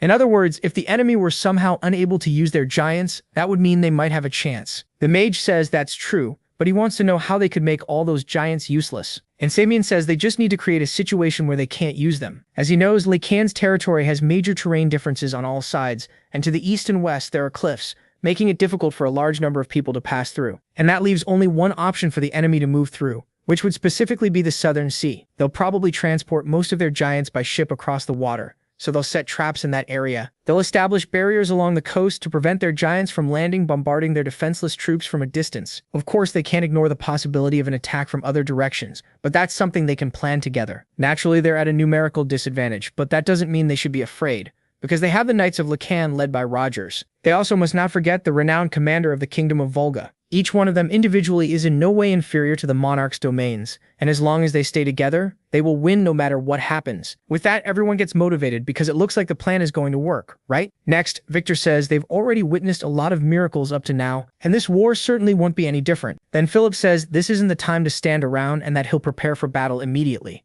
And then everyone starts to split up. At that very moment, the protagonist closes the door and sits down in the armchair. Man, the kid didn't seem to be doing very well. He thinks he shouldn't have used more mana than he could control, and because of that, his mana flow became far too unstable. And if this continues, nothing good is going to come of it. Right, a short while later, the scene shifts to another place, and the protagonist, inside the mine, was making a magic circle, saying that he could perform the ritual there without anyone finding out. After being reincarnated as a descendant of the Lacan family, the mana circle that had been fragile and unstable due to the family curse absorbed dark energy and transformed into a black circle. Thanks to that, he managed to surpass the limits of his body, raising it to a level 6 magic circle. But during the battle against the Scorpion Cavalry, he recklessly used an enormous amount of mana, nearly reaching the limit of his circle. As a result, the black circle that had only just been restored was put under strain, and now, unbelievably, it is on the verge of breaking once again. That's why, to solve this problem, he needs a being with magical power capable of replenishing mana, like Horate. In other words, he specifically needs a demon. Since ancient times, black mages have summoned demons to gain power,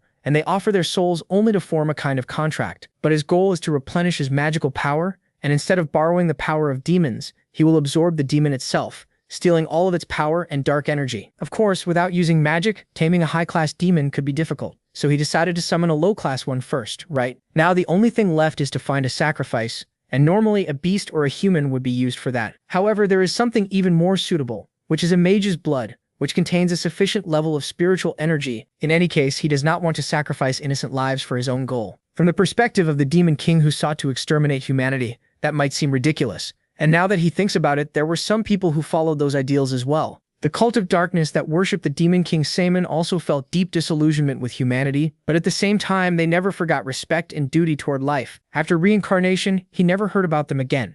He imagines they disappeared as well when he had been defeated. In any case, since his condition is getting worse, he needs to hurry, right? He begins the incantation, and right then, man, you can tell nothing good is coming, right? At that very moment, 3 demons appear, and Saman thinks they look impressive, but they are only low-ranking demons, and he would certainly be able to deal with them even without possessing magic. But at that very moment, the cave begins to tremble, and it seems there are more than 3 demons. At that very moment, the big beast appears, and with a roar, it says its name is Sebastian, and that it is the master of the demon realm's endless suffering, asking if he is prepared to pay the price for having summoned it. Saman didn't understand a damn thing, thinking he was sure he had used the summoning circle for low-ranking demons. In his current condition, fighting a demon like that is impossible. But he also cannot let them escape from there, because if they got into the territory they would cause complete chaos. So there is no other choice but to erase the summoning circle and send them back by force. The beast in turn asks if he is afraid after seeing all this, telling him not to worry, because if he offers his soul, it will give him a painless end. However, Saman says he was never afraid for even a moment, and was only thinking about how he was going to destroy them. At that very moment, one of the demons tries to attack our boy, but he dodges. The battle continues that Medusa tries to attack him, but he manages to block the blow. And since life isn't all sunshine and rainbows, his sword literally gets petrified. The kid had no time to catch his breath, thinking that at this rate, he can't even get close to the magic circle, much less escape, wondering what he can do. However, at that very moment, he gets an idea, remembering that up above, on the surface, there was a river. Without wasting time, he starts climbing the crystals, and at that same moment, the demon tries to attack him. At the same time, the explosion happens. And right then, my friend, a huge amount of water starts pouring down from above the cave. Our boy stayed on top of the crystals, thinking that even using a spell is putting too much strain on his body. However, now that they can't move, he can erase the magic circle, right? But unfortunately, the high-ranking demon still had not been defeated, telling him to stop fooling around and surrender already. At that very moment, the boy stands before the creature using an enhancement skill. The beast didn't understand anything, asking if he still hasn't given up. And the kid says there's no reason for that, because this body has already been through countless battles. Changing the subject, he asks if it really thought he wouldn't notice, and at that very moment, he charges at the creature, which tells him to wait because it had changed its mind. If he stops right there, it'll accept him as its subordinate and ignore everything he's done so far. And if he swears loyalty, it'll even lend him its power. But Saman doesn't seem to care about any of that, does he? And he lands an attack on that thing. A short while later, as the smoke clears, Saman says, just as expected, that thing was low class. And man, just by looking at this creature's face, you can tell it's going to become a mascot. The kid says its true form is pretty pathetic, and the monster asks how he found out who it really was. Saman says its disguise was good, but it was strange how a high-class demon couldn't dodge a simple jet of water, so he decided to take a gamble, right? He knows very well because he's fought your kind many times before, and the monster, furious, says that even in this form it can still finish him off. Hearing that, our boy tells it to go ahead and try if it can. At that moment, the monster is shocked, asking how a mere human has the aura of a demon king. He replies that it's because he had simply absorbed one. Changing the subject, he asks if it knows the demon king called Saman. Hearing that, it immediately remembers who he is, wondering if he was the one standing there. And as the protagonist lets the creature go, he says that either way, he didn't expect to be recognized. After all, it's going to die there, no matter what, right? And right then, the monster grabs the protagonist's leg, begging for mercy. It says it will devote its soul if he spares it, and that it was once known as the greatest phantom thief in the demon realm. Besides that, it's good at medicine and even has excellent alchemy skills, which means it'll definitely be useful. Hearing that, the boy approaches the cat whispering something, and with the monster saying that was totally possible, the boy immediately lets it go. And raising his hand, he says he accepts it as his familiar. Sebastian, in turn, gives his thanks, saying that he will serve him with all his heart. And at that very instant, an explosion happens, and Seaman says a cat should wear a collar that suits it, stating that if it tries to betray him, that thing will automatically kill it, so it has to behave, right? Well, my friend, the poor guy's plan went down the drain because he thought he'd be able to escape later, right? A few minutes later, the cat asks what he was doing now, and he replies that since the contract is done, he needs to get back to what he was doing. And looking at those other demons, he tells them to stay back if they don't want to get caught in it. He throws those claws toward the demons. And man, I'm gonna be honest, I can't even say what was happening there. And Sebastian, watching that from afar, wonders if he's really gonna be okay afterward. The scene then shifts elsewhere, with the protagonist destroying a tree, thinking that now he can use up to 6 circle magic without much difficulty. After absorbing that demon, he summoned and absorbed others repeatedly over the last few days, and thanks to that, the black circle is recovering quite well. Even so, he completely ruined his clothes, and if anyone sees him like this, it'll definitely cause trouble. And at that very moment, as usual, Phillips appears, saying he had been looking for him everywhere. Changing the subject, he asks what happened to his clothes and says it can't be that he got hurt. But the boy tells him not to worry and asks what happened. He replies that a message arrived saying the Monarch Count's army was approaching the territory. They're coming from the direction of the southern sea and the northern forest, which basically means from 2 sides at once. And a short while later, the scene shifts to that very place. The soldiers kept moving, heading straight toward the MC's Viscount. Looking through a spyglass, a soldier says it doesn't suit the Count to mobilize an entire army just to wipe out a mere Viscounty. And the eye patch guy says that even if a tiger gave its all to hunt a single rabbit, those guys escaped by luck countless times, and that's why he needs to completely crush their will to resist. Either way, it's better not to underestimate them, since some of them are stronger than expected. Hearing that, the guy with the little hairstyle thinks the man is acting tough after losing in the arena, wondering why the Count gave another chance to that idiot. But anyway, the Visconti did use its brain a little. They had formed a barrier up front,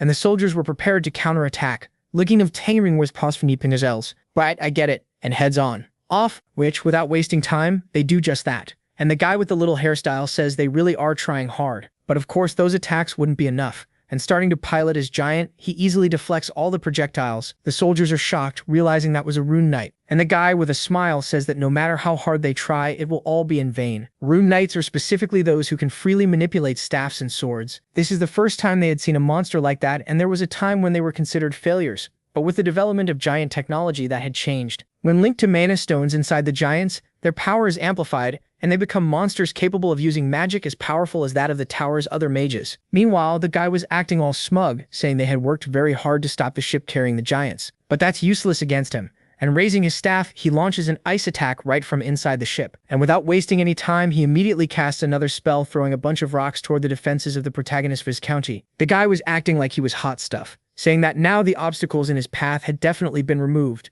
and now they could enter with the giants. And beginning the invasion of the Viscounty, he orders them to wipe them all out. The giants keep advancing, and the mage says it looks like finishing this fight will be easier than expected. It would be fun if they resisted a little longer, and the eye patch guy watching the situation thinks that there is definitely something strange going on. So many giants are approaching the castle, and even so, they haven't sent a single person, which makes him wonder what they could be planning. Meanwhile, Hans was on top of the walls making the soldiers fire cannons at the giants. Of course, that wouldn't have any effect. But then, my friend, there was something extra inside that ammunition. The giants get soaked with that liquid, wondering what that was. And unbelievably, that stuff made the giants simply stop moving. With that, this was the protagonist group's chance, and they begin launching a series of attacks. And the scene then shifts elsewhere, with Sebastian saying it's a complete mess over there. He wanted to know why the protagonist had rushed him so much. So this was probably why. A few days earlier, the kid had made a strange request, which was basically to make a glue that wouldn't come off no matter what. Of course, something like that is impossible, and in all his hundreds of years, he had never seen anything so ridiculous. But unbelievably, that thing exists.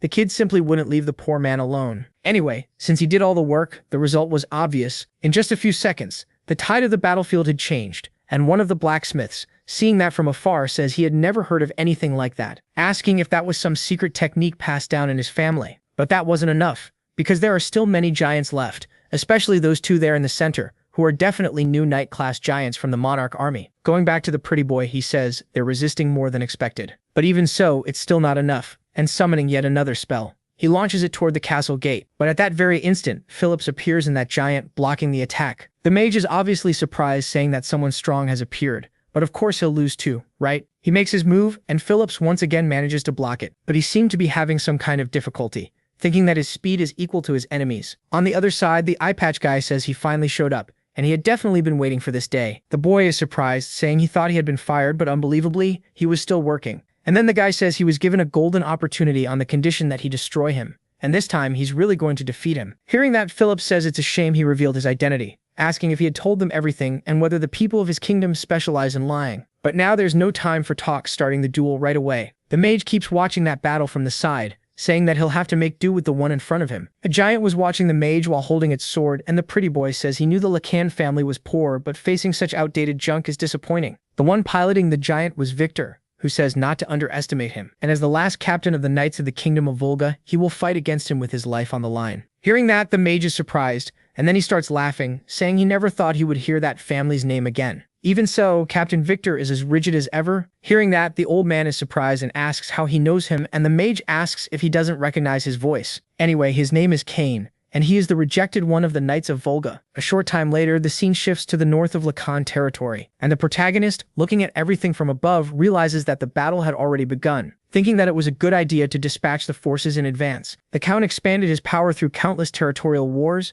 and he is not someone to be underestimated. Luckily, most of the giants were sent south, leaving only ordinary soldiers in the north, and that's why stationing troops there was the right decision. Of course, with so few troops, even placing them all in a single area was an effort, and sending soldiers into the forest should have been even harder, but all of that was solved in a different way. And meanwhile, the battle keeps going. The bandana guy says this is his only chance to repay the young master who had helped them. Apparently, those people there were the villagers from before, and Simon thinks he's glad the training of those bandits paid off. Since they're used to real combat, they're proving unbelievably to be useful. But then, my friend, since life isn't easy, at that very moment, 4 soldiers surround one of the bandits. Then, another person appears and unbelievably manages to dodge every single attack, counter-attacking one of the soldiers. The guy really wasn't messing around. And that was Rogers, who tells him to be careful not to push too far past the enemy lines. The boy watching the situation realizes that things are going well. However, if this drags on, it will definitely end badly. So there's no choice but to hurry. And at that very moment, the protagonist lets out a whistle that echoes across the entire battlefield. No one understood what was going on, and Rogers, looking up, realizes it was the protagonist's signal, which means that, most likely, all the preparations are already complete, ordering the entire army to begin retreating. The soldiers are surprised by this, and of course they start following them, right?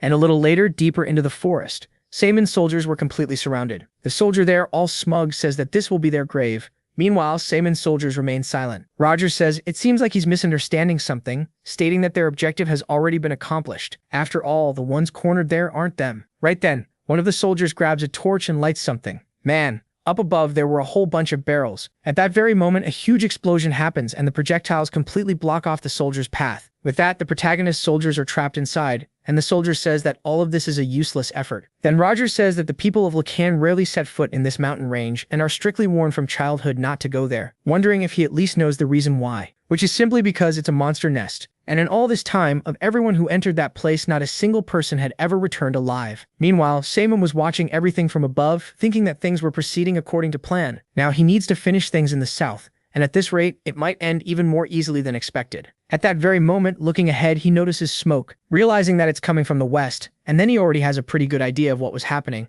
assuming there is another part of the army. He keeps advancing through the forest, taking out a few soldiers as he comes across them. At that very moment, another explosion happens, and the protagonist, moving, thinks he didn't expect them to send troops from another direction, and definitely underestimated the count. This is taking longer than he thought, and he'll definitely be late getting to the south. Either way, all he can do is hope that everyone manages to hold out. The scene then shifts to Victor, who apparently was having some kind of trouble with that mage. The guy says they held out longer than expected, but either way, this is already the end. After all, they can't fight on equal footing with a piece of junk like that. If he had stayed quiet in the monarch's territory, none of this would have happened, and he's still as hard to understand as ever. Right after that, Victor says that he swore loyalty to the kingdom of Volga, but now he's just the count's pawn, asking if he has no shame as a knight and saying he's still an opportunist, as always. Soon after, the boy says that the monarch count knows how to truly recognize his abilities, and thanks to him, he's enjoying a new life. Hearing that, Victor asks if he's been holding on to resentment all this time, but the boy didn't want to hear any more chatter. Summoning one more of his abilities, he was about to attack the old man. Then a flashback appears from 15 years ago,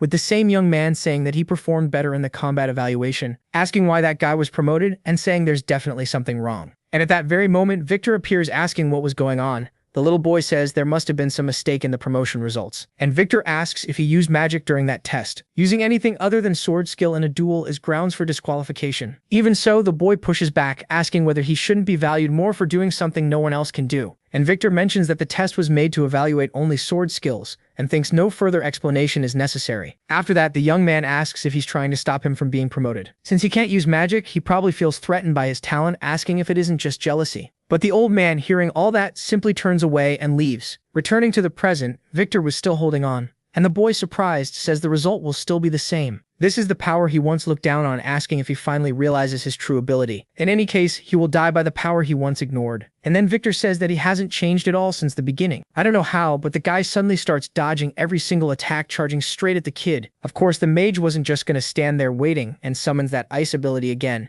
managing to pierce the giant. But the old man still hadn't given up, saying it seems he hasn't trained his swordsmanship since then, asking if he didn't make it clear to him before, because in a battle between knights, calculating your opponent's distance is extremely important. And now he's inside your range, kid. He literally slashed the guy with his blade. Next, Victor says that the truth is he had already recognized his ability. Few have the qualities to become a unique knight, but he was strict because relying only on magic wouldn't get him far. He could have become a good prominent knight, and unfortunately that's a real shame. Honestly, I wanted to go help Phillips right now, but in this condition there's no way he'll be able to go, right? And now there's no other way, right? Everything is in the boy's hands, who meanwhile kept fighting that golden knight. The situation wasn't looking very favorable for the protagonist group, and at that very moment, an explosion happens. Phillips is thrown against the wall, and the golden knight asks where the ability is that he showed in the giant arena, even thinking he had overestimated him. Phillips says he's awfully full of himself, even after being defeated twice, and observing the situation, the boy thinks that it's as if that guy had become a completely different person in a short time. Wondering what he should do now, right? Going inside that guy's cabin, he thinks that, as expected, this thing is impressive. Apparently he was using some kind of stone that the count had given him, and using a few more of them again. Man, the dude starts glowing all over. Phillips realizes he had become more powerful, and the guy, all smug, says there's no point trying to stall him. He's going to end all this with a single blow, and raising his axe he was about to strike. But Phillips immediately starts running away, thinking that his power is enormous, but his mobility is low, which means he has the advantage in terms of speed. But since life isn't easy, the guy literally managed to catch up at that very moment. Phillips still couldn't believe all the abilities that guy had gained. But even so, he has to keep fighting, right? Since there's no time to think. The two keep exchanging blows, and Phillips manages to find an opening. But it only lasted a short time, and the guy in the armor manages to grab the leg of Phillips's giant. After throwing him at the same time, an explosion happens, and Phillips didn't seem to have a way out. The difference in power is glaring, and he thought he at least had the advantage in speed. But even that was completely matched, assuming that it really won't be enough to defend his territory. At that very moment, a flashback appears with Roger saying that the Phantom Sword ability has a fatal flaw. Attacking during high-speed movement means your trajectory becomes predictable, making it easier to detect. If he doesn't fix that, others besides him will notice his ability. And Phillips says that changing direction in the middle of the ability will make it even slower. However, the knight warns him that he doesn't need to worry too much about that, and that this method alone should already be enough to solve that problem of his. Next, the eye patch guy says that he's very tough, but that's going to end right now, once and for all. Phillips continues without moving a single muscle, and at that same moment manages to dodge the attack, and with a leap, starts circling the guy, apparently becoming much faster. Seeing what was happening, the eye patch guy says that his main armor won't hold up much longer like this. Either way, you can struggle as much as you want. After all, I can read all your movements. He tries to grab Phillips, but this time the boy was faster. The guy is surprised that he couldn't keep up with him,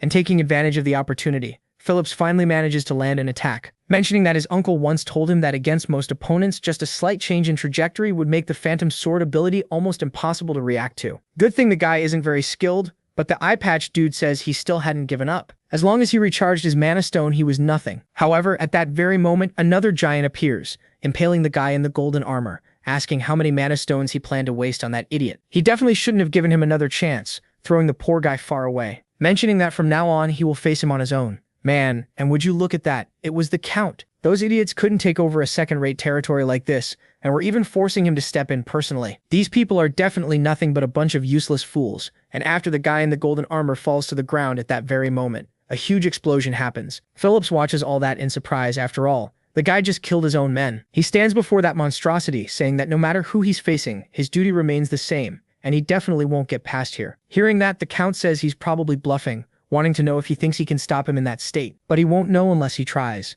right? and without wasting time charges at the Count. The guy, unbelievably enough, doesn't even dodge the blows, and since life isn't all sunshine and roses, nothing had any effect. The boy looks at that in surprise, and the Count with just one hand tries to land a blow on Phillips. He manages to dodge, but of course it was by a hair, right? And the guy, continuing his string of attacks, finally lands a hit. Apparently just one attack like that already caused enormous damage. And right then, my guy, the whole giant shatters to pieces. Phillips also seemed to have been injured and soon after ends up defeated. Hans was watching that situation from afar and with no other choice tells them to prepare the artillery. But there wasn't even time for that, and at that very moment, the Count begins to pierce through a wall. The whole place was shaking and little by little the wall breaks apart, finally being completely destroyed. A short time later, Hans was in the middle of that rubble, saying that even so, they still couldn't let that thing through. Unfortunately, most of the soldiers had already been defeated, and at that very moment the Count, looking down, realizes that a giant was holding him. It was Victor, who wasn't going to let him take even one more step. Count Monarch asks what he thinks he can do with a broken machine, and stop him once and for all. Right, one after another they keep getting on his nerves, mentioning that this situation is pathetic. And even after that giant had been completely broken,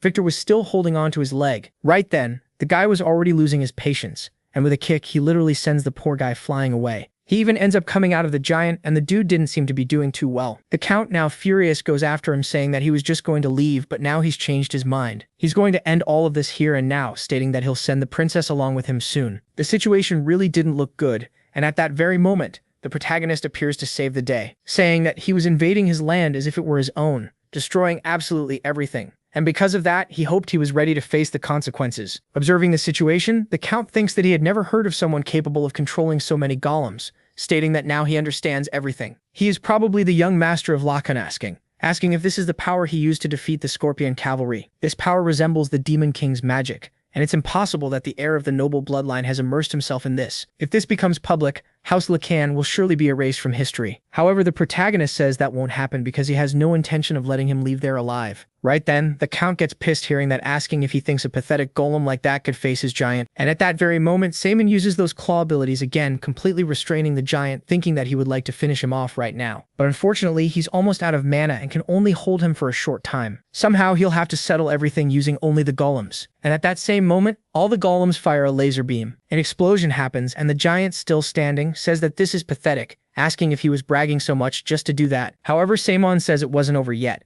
And right then, the golems end up surrounding him. Of course, the Count thinks that wouldn't work, but there was something different about those golems. And at that very moment, an explosion happens inside there. Samon was watching all of that from afar, thinking that it was good. He had put a fourth circle explosion spell in the golem just in case. It'll take some time to make another one. And looking ahead, he realizes that the guy was still completely intact, saying that if the goal was to annoy him, he definitely succeeded. He shouldn't expect to die so easily. And the protagonist, surprised, wonders what that giant is made of. Resisting that kind of explosion is incredible. But after looking underneath the giant, he more or less realizes what was happening, saying that he doesn't seem calm enough to talk so much. And drawing his sword, he asks if he forgot that he is a descendant of the hero's bloodline. Seeing all that, the guy starts laughing, asking if he's trying to face a giant with his bare hands. But the kid was taking this very seriously, and charging at the giant, he says he'll only know if he tries. Thus, the giant tries to make his attack, but Samon manages to dodge, thinking that it seems the explosion had slowed him down a lot, and that this way he'll be able to find a way to win. Right? He manages to land his attack, but unfortunately that armor is very tough. The giant says that this is a pointless fight,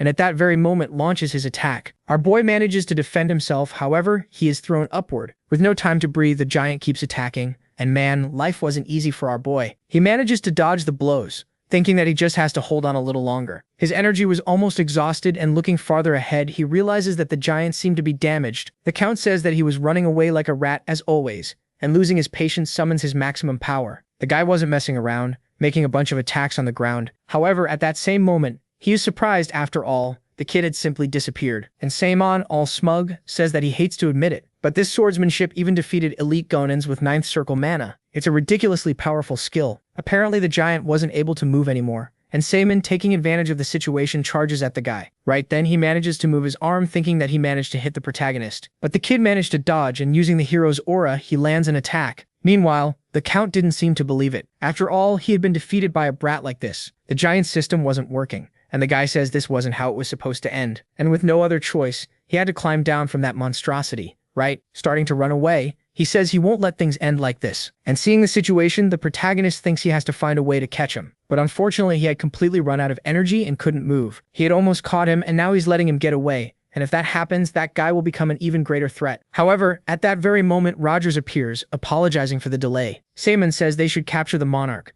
but the man says not to worry. At that very moment, the monarch, I don't know how, ends up tripping, and someone asks where he was going in such a hurry. The ones there were the rest of the villagers who ask if he missed them. The guy says scum like them can't do this. And then Reina appears saying that these are the people who weren't even treated as human in their own land and lived under the constant threat of death. They had never even properly met before, and right after that, the Count says he did all of this to win her over, asking forgiveness for having gone too far. But she says she isn't the only one who should be asking for forgiveness. Besides, doing this is the height of shamelessness. The young man keeps begging for mercy, but it was already too late to regret it. Right, my friend? Meanwhile, Simon was watching everything from afar, saying it was a fitting end for an idiot like him. Changing the subject, he asks if everyone else was evacuated safely, and Rogers says they definitely won the war. Even the invasion routes they were worried about were secured with minimal damage thanks to the efforts of the Knights of Volga. Simon asks what happened to Phillips and Victor, and the guy says their giants were severely damaged, but fortunately they're alive. While he was holding back Count Monarch, he managed to evacuate them to a safe place. And even the mercenaries are rescuing the soldiers on the wall. For that reason, he shouldn't worry about anything else and needs to go rest. However, Simon says he can't do that, while the soldiers who followed him are still out there. Hearing that, Rogers reflects that not only did he save the life of a hopeless nation, but he's also thinking of others even when he can barely stand. Which means that he definitely must be the reincarnation of Lord Lacan. My friend, little does he know that this is the Demon Lord. The scene then shifts to the imperial capital, Nemesis, and a king. Looking at a man is surprised that Count Monarch lost. The guy says it's truly regrettable, mentioning that none of the houses showed any kind of movement. And the king, surprised, asks if a family without any outside help and even in ruins defeated an army dozens of times larger than its own, and whether he really expected him to believe that. Observing the situation, the man thinks the king has always had a chilling presence, saying that, according to the report before the war happened, refugees from the former Kingdom of Volga were relocated to the Viscounty of Lacan, which means elite knights of the Kingdom of Volga were probably among them. However, there's another shocking rumor spreading, because the one who defeated Count Monarch in that territory was none other than the young lord of that land. Hearing that, the king is surprised and asks if that idiot wasn't almost dying in bed not long ago. However, the guy says that according to his infiltrated informant, he is not only proficient with swords, but also skilled in magic. He even fought Count Monarch and a giant while completely alone. And judging by the situation, the rumors about his illness were probably fabricated to hide the Viscounty's power. Observing the situation, the king is surprised, wondering whether the curse of the Lacan family is really still in effect. Even supposing that bastard had betrayed him, even if the curse was deactivated, fighting a giant unarmed is irrational, saying he thought the fame of the Lacan family's swordsmanship was just an exaggerated legend from 500 years ago. Then the man says that at this rate, it's only a matter of time before that territory grows powerful. If Lacan is hiding its power, it must be preparing to oppose the throne, and they no doubt intend to reclaim their former glory. Who would have thought they were building power by recruiting former Knights of Volga, asking if there's no way to stop the rise of the Lacan family? And then the guy suggests recruiting him instead. The king asks if he means putting him in the armed forces, and the young man says that's exactly it. According to imperial law, all men upon turning 18 are required to serve 2 years in the imperial army. Hearing that, the king says it's a good idea. After all, that way the lord wouldn't dare act recklessly. With that, everything was settled, and the king says that, as expected, the guy sees what he really wants, asking for a royal decree to be sent to the Viscounty of Lacan, along with congratulations on the victory in the territorial war. Then the scene returns to Lacan territory, with Phillips apologizing for the delay because he just finished the task the young master gave him, asking if the meeting has already started, and looking at the group, they didn't seem to be doing very well. Phillips asks whether they shouldn't be throwing a party for having won the battle, and a few minutes after Rogers explained the situation to the boy, he was just like everyone else. At that very moment, the protagonist shows up asking why everyone is so sad, wanting to know if someone died or something like that. Then Phillips asks what they're supposed to do. After all, Lamer's territory is far too large for them to handle. They're already struggling to deal with the refugees from Volga, and now they'll have to deal with 10 times more people. At this rate, nothing good is going to happen, and our hero tells them not to worry, since he already has something in mind. And a short while later, in the public square of Lamer territory, the protagonist was standing in the middle of it, apparently giving a speech saying that they must already know that Lamer territory has been annexed to the Viscounty of Lacan, which means that from now on, whatever decisions he makes as lord, they must follow. Everyone starts arguing, saying they thought the House of Heroes would treat them better. And right away, the protagonist tells them to be quiet because he is now going to announce the new policies regarding Lamer territory. And to sum it up, he wants to turn Lamer into a free city. Everyone is surprised, wanting to know what that means, and someone says it means there will no longer be trade restrictions with any city in the empire. Lamer, centered around its port, has the potential to become a major transportation hub. But until now, trade was restricted to Count Monarch's domain, and even if people wanted to expand, the costs were too high, and that environment prevented the city's development. And that is exactly why he intends to return that opportunity to them, the rightful owners of this land, also that, with their own hands, they can turn Lamer into the Empire's greatest commercial center. Hearing that, everyone is shocked, and one of the men says that sounds good, but it just means they'll work more while he takes everything through taxes. Hearing that, our boy asks if he knows what percentage of taxes he used to pay, and the guy says it was around 40%. And raising his hand, the kid casually says he's going to charge them 4%, asking if that would be enough. Right then, of course, everyone is stunned, and Samon thinks that if management is difficult, all he needs to do is inspire motivation and let them grow on their own. Right? Lamer has tremendous potential, and once it prospers, even with a small tax rate, even 5% would amount to an absurd sum. With that, everyone starts to trust the protagonist, becoming happy with the new leadership, and he thinks that up to now the administrative costs have been almost zero, which means it's pure profit, and the kid loves that, right? With that, some time passes, and Reina says it's a bold decision for him to basically create a free city. Samon says he wants to believe in the potential of Lamer's people, and there are still many problems to solve. The girl says he always makes surprising choices, and then Simon, looking around, asks what this place was, and the girl with a smile says she liked that place very much. When she lived in Lamer, she always came there whenever her mind felt heavy, just like the Demon King's castle is for him. Looking at this scenery brings her peace, and honestly, she isn't sure why. And turning back to our boy, she thanks him for saving the people of Volga, and everyone from the Viscounty who fought in her place, and because of that, she truly wanted to thank him. Hearing that, Samon simply says he only did what had to be done, and besides, the people of Volga only held out because she remained strong. Then Reina says Samon is a remarkable person, mentioning that the rumors claiming he was a frail person struck by illness were a complete lie. After all, the real Lord Samon she came to know is firmer and stronger than anyone she has ever known. Someone who never turns away from those who need help without asking for anything in return. And it's no wonder everyone called him the reincarnation of the hero Lacan. Hearing that, Samon says they only say that because they don't know he used dark magic. Because if they knew the truth, it would be a different story. However, the girl says that doesn't matter because there is absolutely no way they would follow the same path as the Demon King. With that, our boy becomes uneasy, saying that when he entered the Demon King's castle, he managed to find his diary. Basically, it was the record of his life, and that guy had been a mage from the Ivortized Magic Tower, more diligent and kind than anyone else, whose life was changed by the death of his beloved. Thus, he sought forbidden magic, and gained power beyond human understanding. Basically, a man who ended up fighting alone against all the nations of the continent. After saying all that, Samon thinks he can't reveal anything more. In any case, he always thought that she was that man's wife, and maybe she would understand, even if only a little. The two remain there in silence, and Samon says it's hard to believe that story, and honestly, he understands that. So Reina asks whether the others know about it, and the kid says no, because it would be hard for them to accept. Of course, he's not saying all of that man's choices were right, but that guy also had a side the world never saw. At that moment, Samon falls silent again, saying he had said too much and asking her to forget what he said. The girl simply says she understands, and Samon says she doesn't need to agree with what he said, and that he would understand if she didn't believe it. Reina says that she doesn't believe in his diary, but in the protagonist, and whatever he believes in, including the Demon King, she will believe in as well. A little while later, it was already afternoon, and a nervous guard says he thought he would finally be able to go home now that the war was over. Most of the workforce was sent to repair the walls, so there's not much to do, right? At that very moment, the two hear a noise, realizing that there was something in the bushes. At the same time, one of the soldiers suddenly collapses to the ground, and after someone appears behind the poor guy, he gets knocked out too. The guy who had done that was watching the situation, asking if this was the place where Princess Reina was. A few minutes later, a bunch of servants from the Lacan family were lying on the floor, and after those two open a door, pulling the blanket off the bed,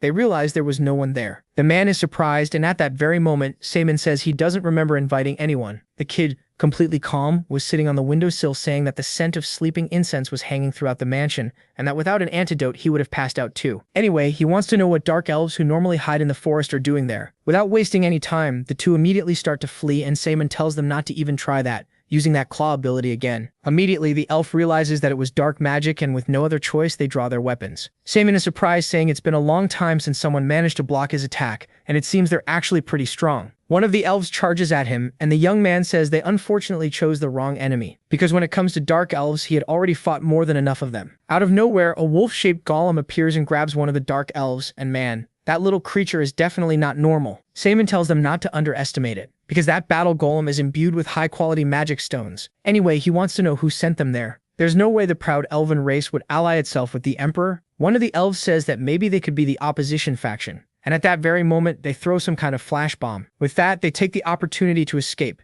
and Samon says he only let them go because he didn't sense any killing intent. And anyway, since he's the target, they'll come back eventually. This is the first time he's seen an elf, and he used to see them often back then, wondering if that guy could still be alive. The scene then shifts to another place, and someone calls this glasses-wearing guy Lord Aranesses. Then another elf appears saying the wind is cold and asking to go inside already. However, Aaron says it's fine, and that he has no choice because that is the best place to observe the stars. Changing the subject, he says he has something to tell her, and handing her a box, he asks her to open it. At that very moment, the girl is surprised, realizing that it was a magic staff, and the old man mentions that this is the so-called absolute divine staff. They say the supreme god used it to defeat the demon god and create the world, so it is basically a legendary artifact. Erwin says she thought it was something from a fairy tale and never imagined something like that really existed. Erene says that, as she knows, it is as powerful as the branches of the world tree, and if misused, the danger is beyond imagination, which is why he kept it hidden until now. And for that reason, she needs to take that thing and go south. A star lost long ago has reappeared, and this continent will soon be thrown into chaos once again. However, because of the war, the elves were cut off from the spirit realm and can no longer summon the spirits they had bonded with. At this rate, they will not survive the chaos to come,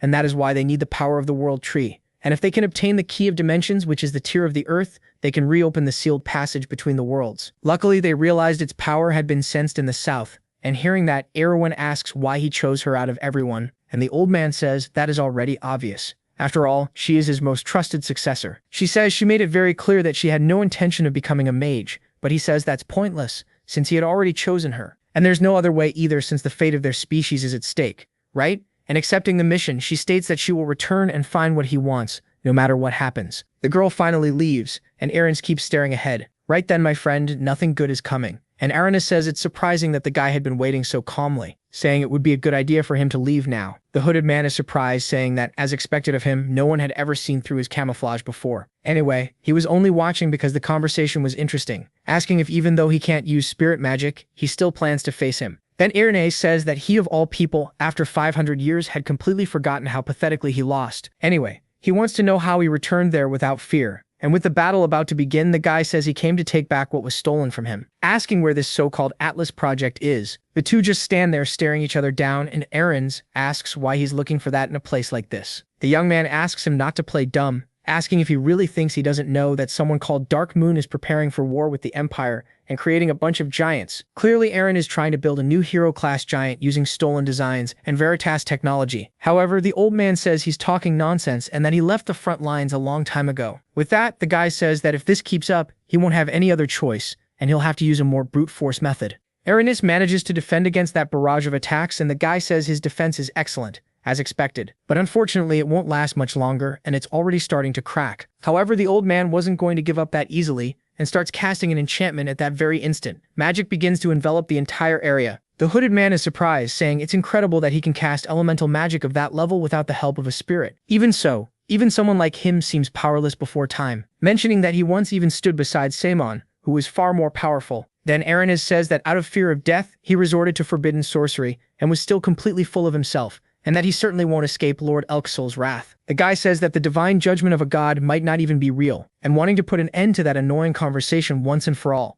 he extends his hand, creating a kind of magical barrier. And Artheus does the same thing too. And right then, man, a huge bolt of lightning comes down from the sky. Surprised, the hooded man says that even after tampering with his memories, he recovered quickly, and that this old man definitely shouldn't be underestimated, huh? And Aaron says he's very arrogant, even though he's just a child, asking if he's already forgotten how he lost to him in the past. A giant monster appears at that very instant, and right then, my friend, the guy kicks the bucket. Thus, victory goes to Aranis, who wonders whether that guy had escaped. It seems that dude's name is Arson, and unlike him who had lost his strength, that guy had become even more powerful, and he doubts he can stop him alone now. In any case, the prophesied final war is finally beginning. The scene then returns to Lacan territory, and the protagonist actually looked like a proper person in those clothes now, huh? A soldier opens the door and the kid walks into a corridor. Someone immediately says that he has arrived, and our boy, without wasting any time, kneels down, saying his name is Saman of House Lacan, offering greetings to your Imperial Majesty. Apparently he was in that old man's kingdom, who says he had been waiting for him for quite a long time. Everyone stays there in that awkward silence, and the king didn't seem very pleased. Just by looking, he can tell that the boy's swordsmanship is that of a mid-level expert, and his magic is probably in the third circle. Then he says the boy has had a long journey. In any case, the reason he summoned him today is to praise his victory in the territorial war and formally grant him a title to issue his imperial military appointment. Therefore, he must accept the duties of nobility with pride, and Saman, observing the situation, thinks that it's exactly as he expected. The imperial family had clearly distanced itself from House Lacan until now, and they paid no attention while the house was collapsing. But this victory would make them even more wary. At that, the king says that his empire is at a stalemate with those wretches from the Republic, and lately their movements have become suspicious. And for that reason, he must go to Fort Tolrud and serve as the empire's right-hand man. At that very moment, Phillips is surprised by the location, asking the king to reconsider that. This is no different from sending his lord to his death, and Saemon, simply accepting the offer, says he has a single condition. The king asks what it is, and Phillips, feeling uneasy, asks if he even knows what kind of place that was. Every commander stationed there lost his head within a month, and it has been without a leader for 3 years because of how infamous it is. Sending him into such a trap is as if they saw him as their mortal enemy. And right then, the king gets furious, asking what he just said about him. At that very moment, Saemon thinks it's hard to believe that an old man like that has such presence, and if he had let his guard down even a little, even his own will might have been overwhelmed by it. Soon after, the king, still furious, asks if he just set a condition before the emperor, and the boy completely naturally says that is exactly right, and in order to carry out your majesty's orders, that condition must be met. Man, the kid's really putting himself on the line, huh? The two keep staring at each other, and Phillips watches the situation from the side, thinking that when an envoy from the emperor brought the recruitment notice, he was strangely calm. But this is going way too far now. At that, the king says his arrogance knows no bounds, and if he cannot give a convincing reason, he will pay the price for mocking his emperor. Saemon says he is well aware of Fort Tolrud's infamous reputation and of its danger as a front line as well, and that is why the nobles avoid taking command there, and for that reason, he wanted to manage that place personally. The king didn't understand anything, asking what he meant, and Saemon says that his main objective is to strengthen his military power. If he increases his influence over the banner of House Lacan's territory, he will have the means to control his men more easily, and with that, prove his worth through clear results in real combat. The king, observing the situation, says that land is merely a remote and minor fortress, asking if, even so, that will be his only condition. Saemon says that for now it may be just one among many ordinary fortresses, but it is a strategic point between the Volga Republic and Nemesis, which means it can become a transportation hub as soon as the war ends. This war holds countless possibilities, and that is the other reason why he wants Fort Tolrud. Seeing all that, the king thinks he doesn't find this situation pleasant, but the boy will probably die at the fortress, so it won't make any difference, right? And accepting the offer, he says that he will grant him land together with his noble title. And Saemon, giving his thanks, says that he will certainly live up to his majesty's expectations. With that, my partner, everything was already settled, and the brat is now appointed as the new commander of Fort Tolrud and is granted ownership of the territory. On top of that, he formally receives the title of Viscount Lacan. A short time later, the scene shifts elsewhere, and there were two giants fighting. One of their swords is thrown far away, and Philip says he lost, mentioning that his growth rate is truly unbelievable. The one and the other giant was the protagonist, who was feeling all smug for having won. Phillips asks if it was really his first time piloting a giant because in the past he couldn't even stand properly the first time he got on one, and he is incredibly talented to become skilled enough to defeat him in such a short time. Hearing that, Saemon says it is only thanks to his instructor's excellent skills, and looking at the giant, he thinks that fortunately the structure of the giant's mana circuit is similar to that of the golem he designed. At that moment, giants are the most powerful force they possess, and that power is something that even someone skilled in magic like him realized he could barely face alone. Anyway, they are making at least a little progress, and Saemon, wasting no time, asks to go inspect the territory. The scene then shifts to a village, and the bald guy from earlier notices that the protagonist was there, asking how the progress is going. The old man says that the damage caused by Count Monarch's army has been almost completely repaired. The facilities for the people of Volga are also being built without issue, thanks to the generous supply of workers and materials. In addition, the structure of the merchant guild he mentioned is starting to take some kind of shape. Honestly, employment was the biggest concern when accepting so many refugees, but he didn't expect the issue to be resolved so easily. Observing the situation, our boy thinks that turning Lamer into a free city served this very purpose, so that they could establish their own guild. The former kingdom of Volga developed trade because of its infertile lands, and because of that its people have experience in administration and finance. And if they are given a place like Lamer, they will undoubtedly prosper without any kind of restriction. Honestly, he is eager to see the place when he returns, and the old man asks if he is going to skip the inspection of the Mage Tower. And Saemon says that it is fine because he had left all the necessary matters to Lord Muti. No matter how skilled a pilot becomes, it makes no sense if he doesn't have a giant to pilot. So because of the preparations for countless future battles, he began building a new magic tower. With the books stolen from the Veritas Magic Academy together with the Atlas blueprints, he will create a new hero-class giant with that technology. He is eager to see what it will look like, and by the time he returns from his post, many things will surely have changed. Besides, now that he remembered, that tower has no name. Naming it is not absolutely necessary, but if he had to give it a name, he already has one in mind. At that very moment, Reina notices that our boy was there, asking if he had already finished his work, because she had been waiting for him to give him something before he left. She had some kind of stone in her hand, saying that it is made from a fragment of a treasure passed down by the royal family, and it is believed to have the power to protect someone. Surprised, Saemin questions why she gave him something so precious, and Reina says that she heard that His Imperial Majesty had summoned him. Because of that, she hoped he would return safely. And hearing that, the big guy gets all embarrassed. Of course, he's not going to refuse the gift, right? Saying that he will return safely and give it back to her. It will definitely be a promise, and a short time later, it was already night, and our boy was leaving. Han says there is no need to leave in secret, and Saemin says that everyone is incredibly busy and they would try to hold a farewell ceremony, which means it would be troublesome. Anyway, he will count on Hans to manage the territory while he is away. The guy says he will do his best, and the protagonist says that he is no longer young, so he should not overdo it, right? At that very moment, someone calls out to Saemin, and man, it was Phillips, already fully prepared for the journey, asking if he really intended to leave him behind. He had said he would become the sword that protects him, so he should always stay by your side, and that's exactly why he'll be accompanying you. Our boy just listens to everything in silence, and then soon smiles, saying that if he slows you down, you'll send him back immediately, right?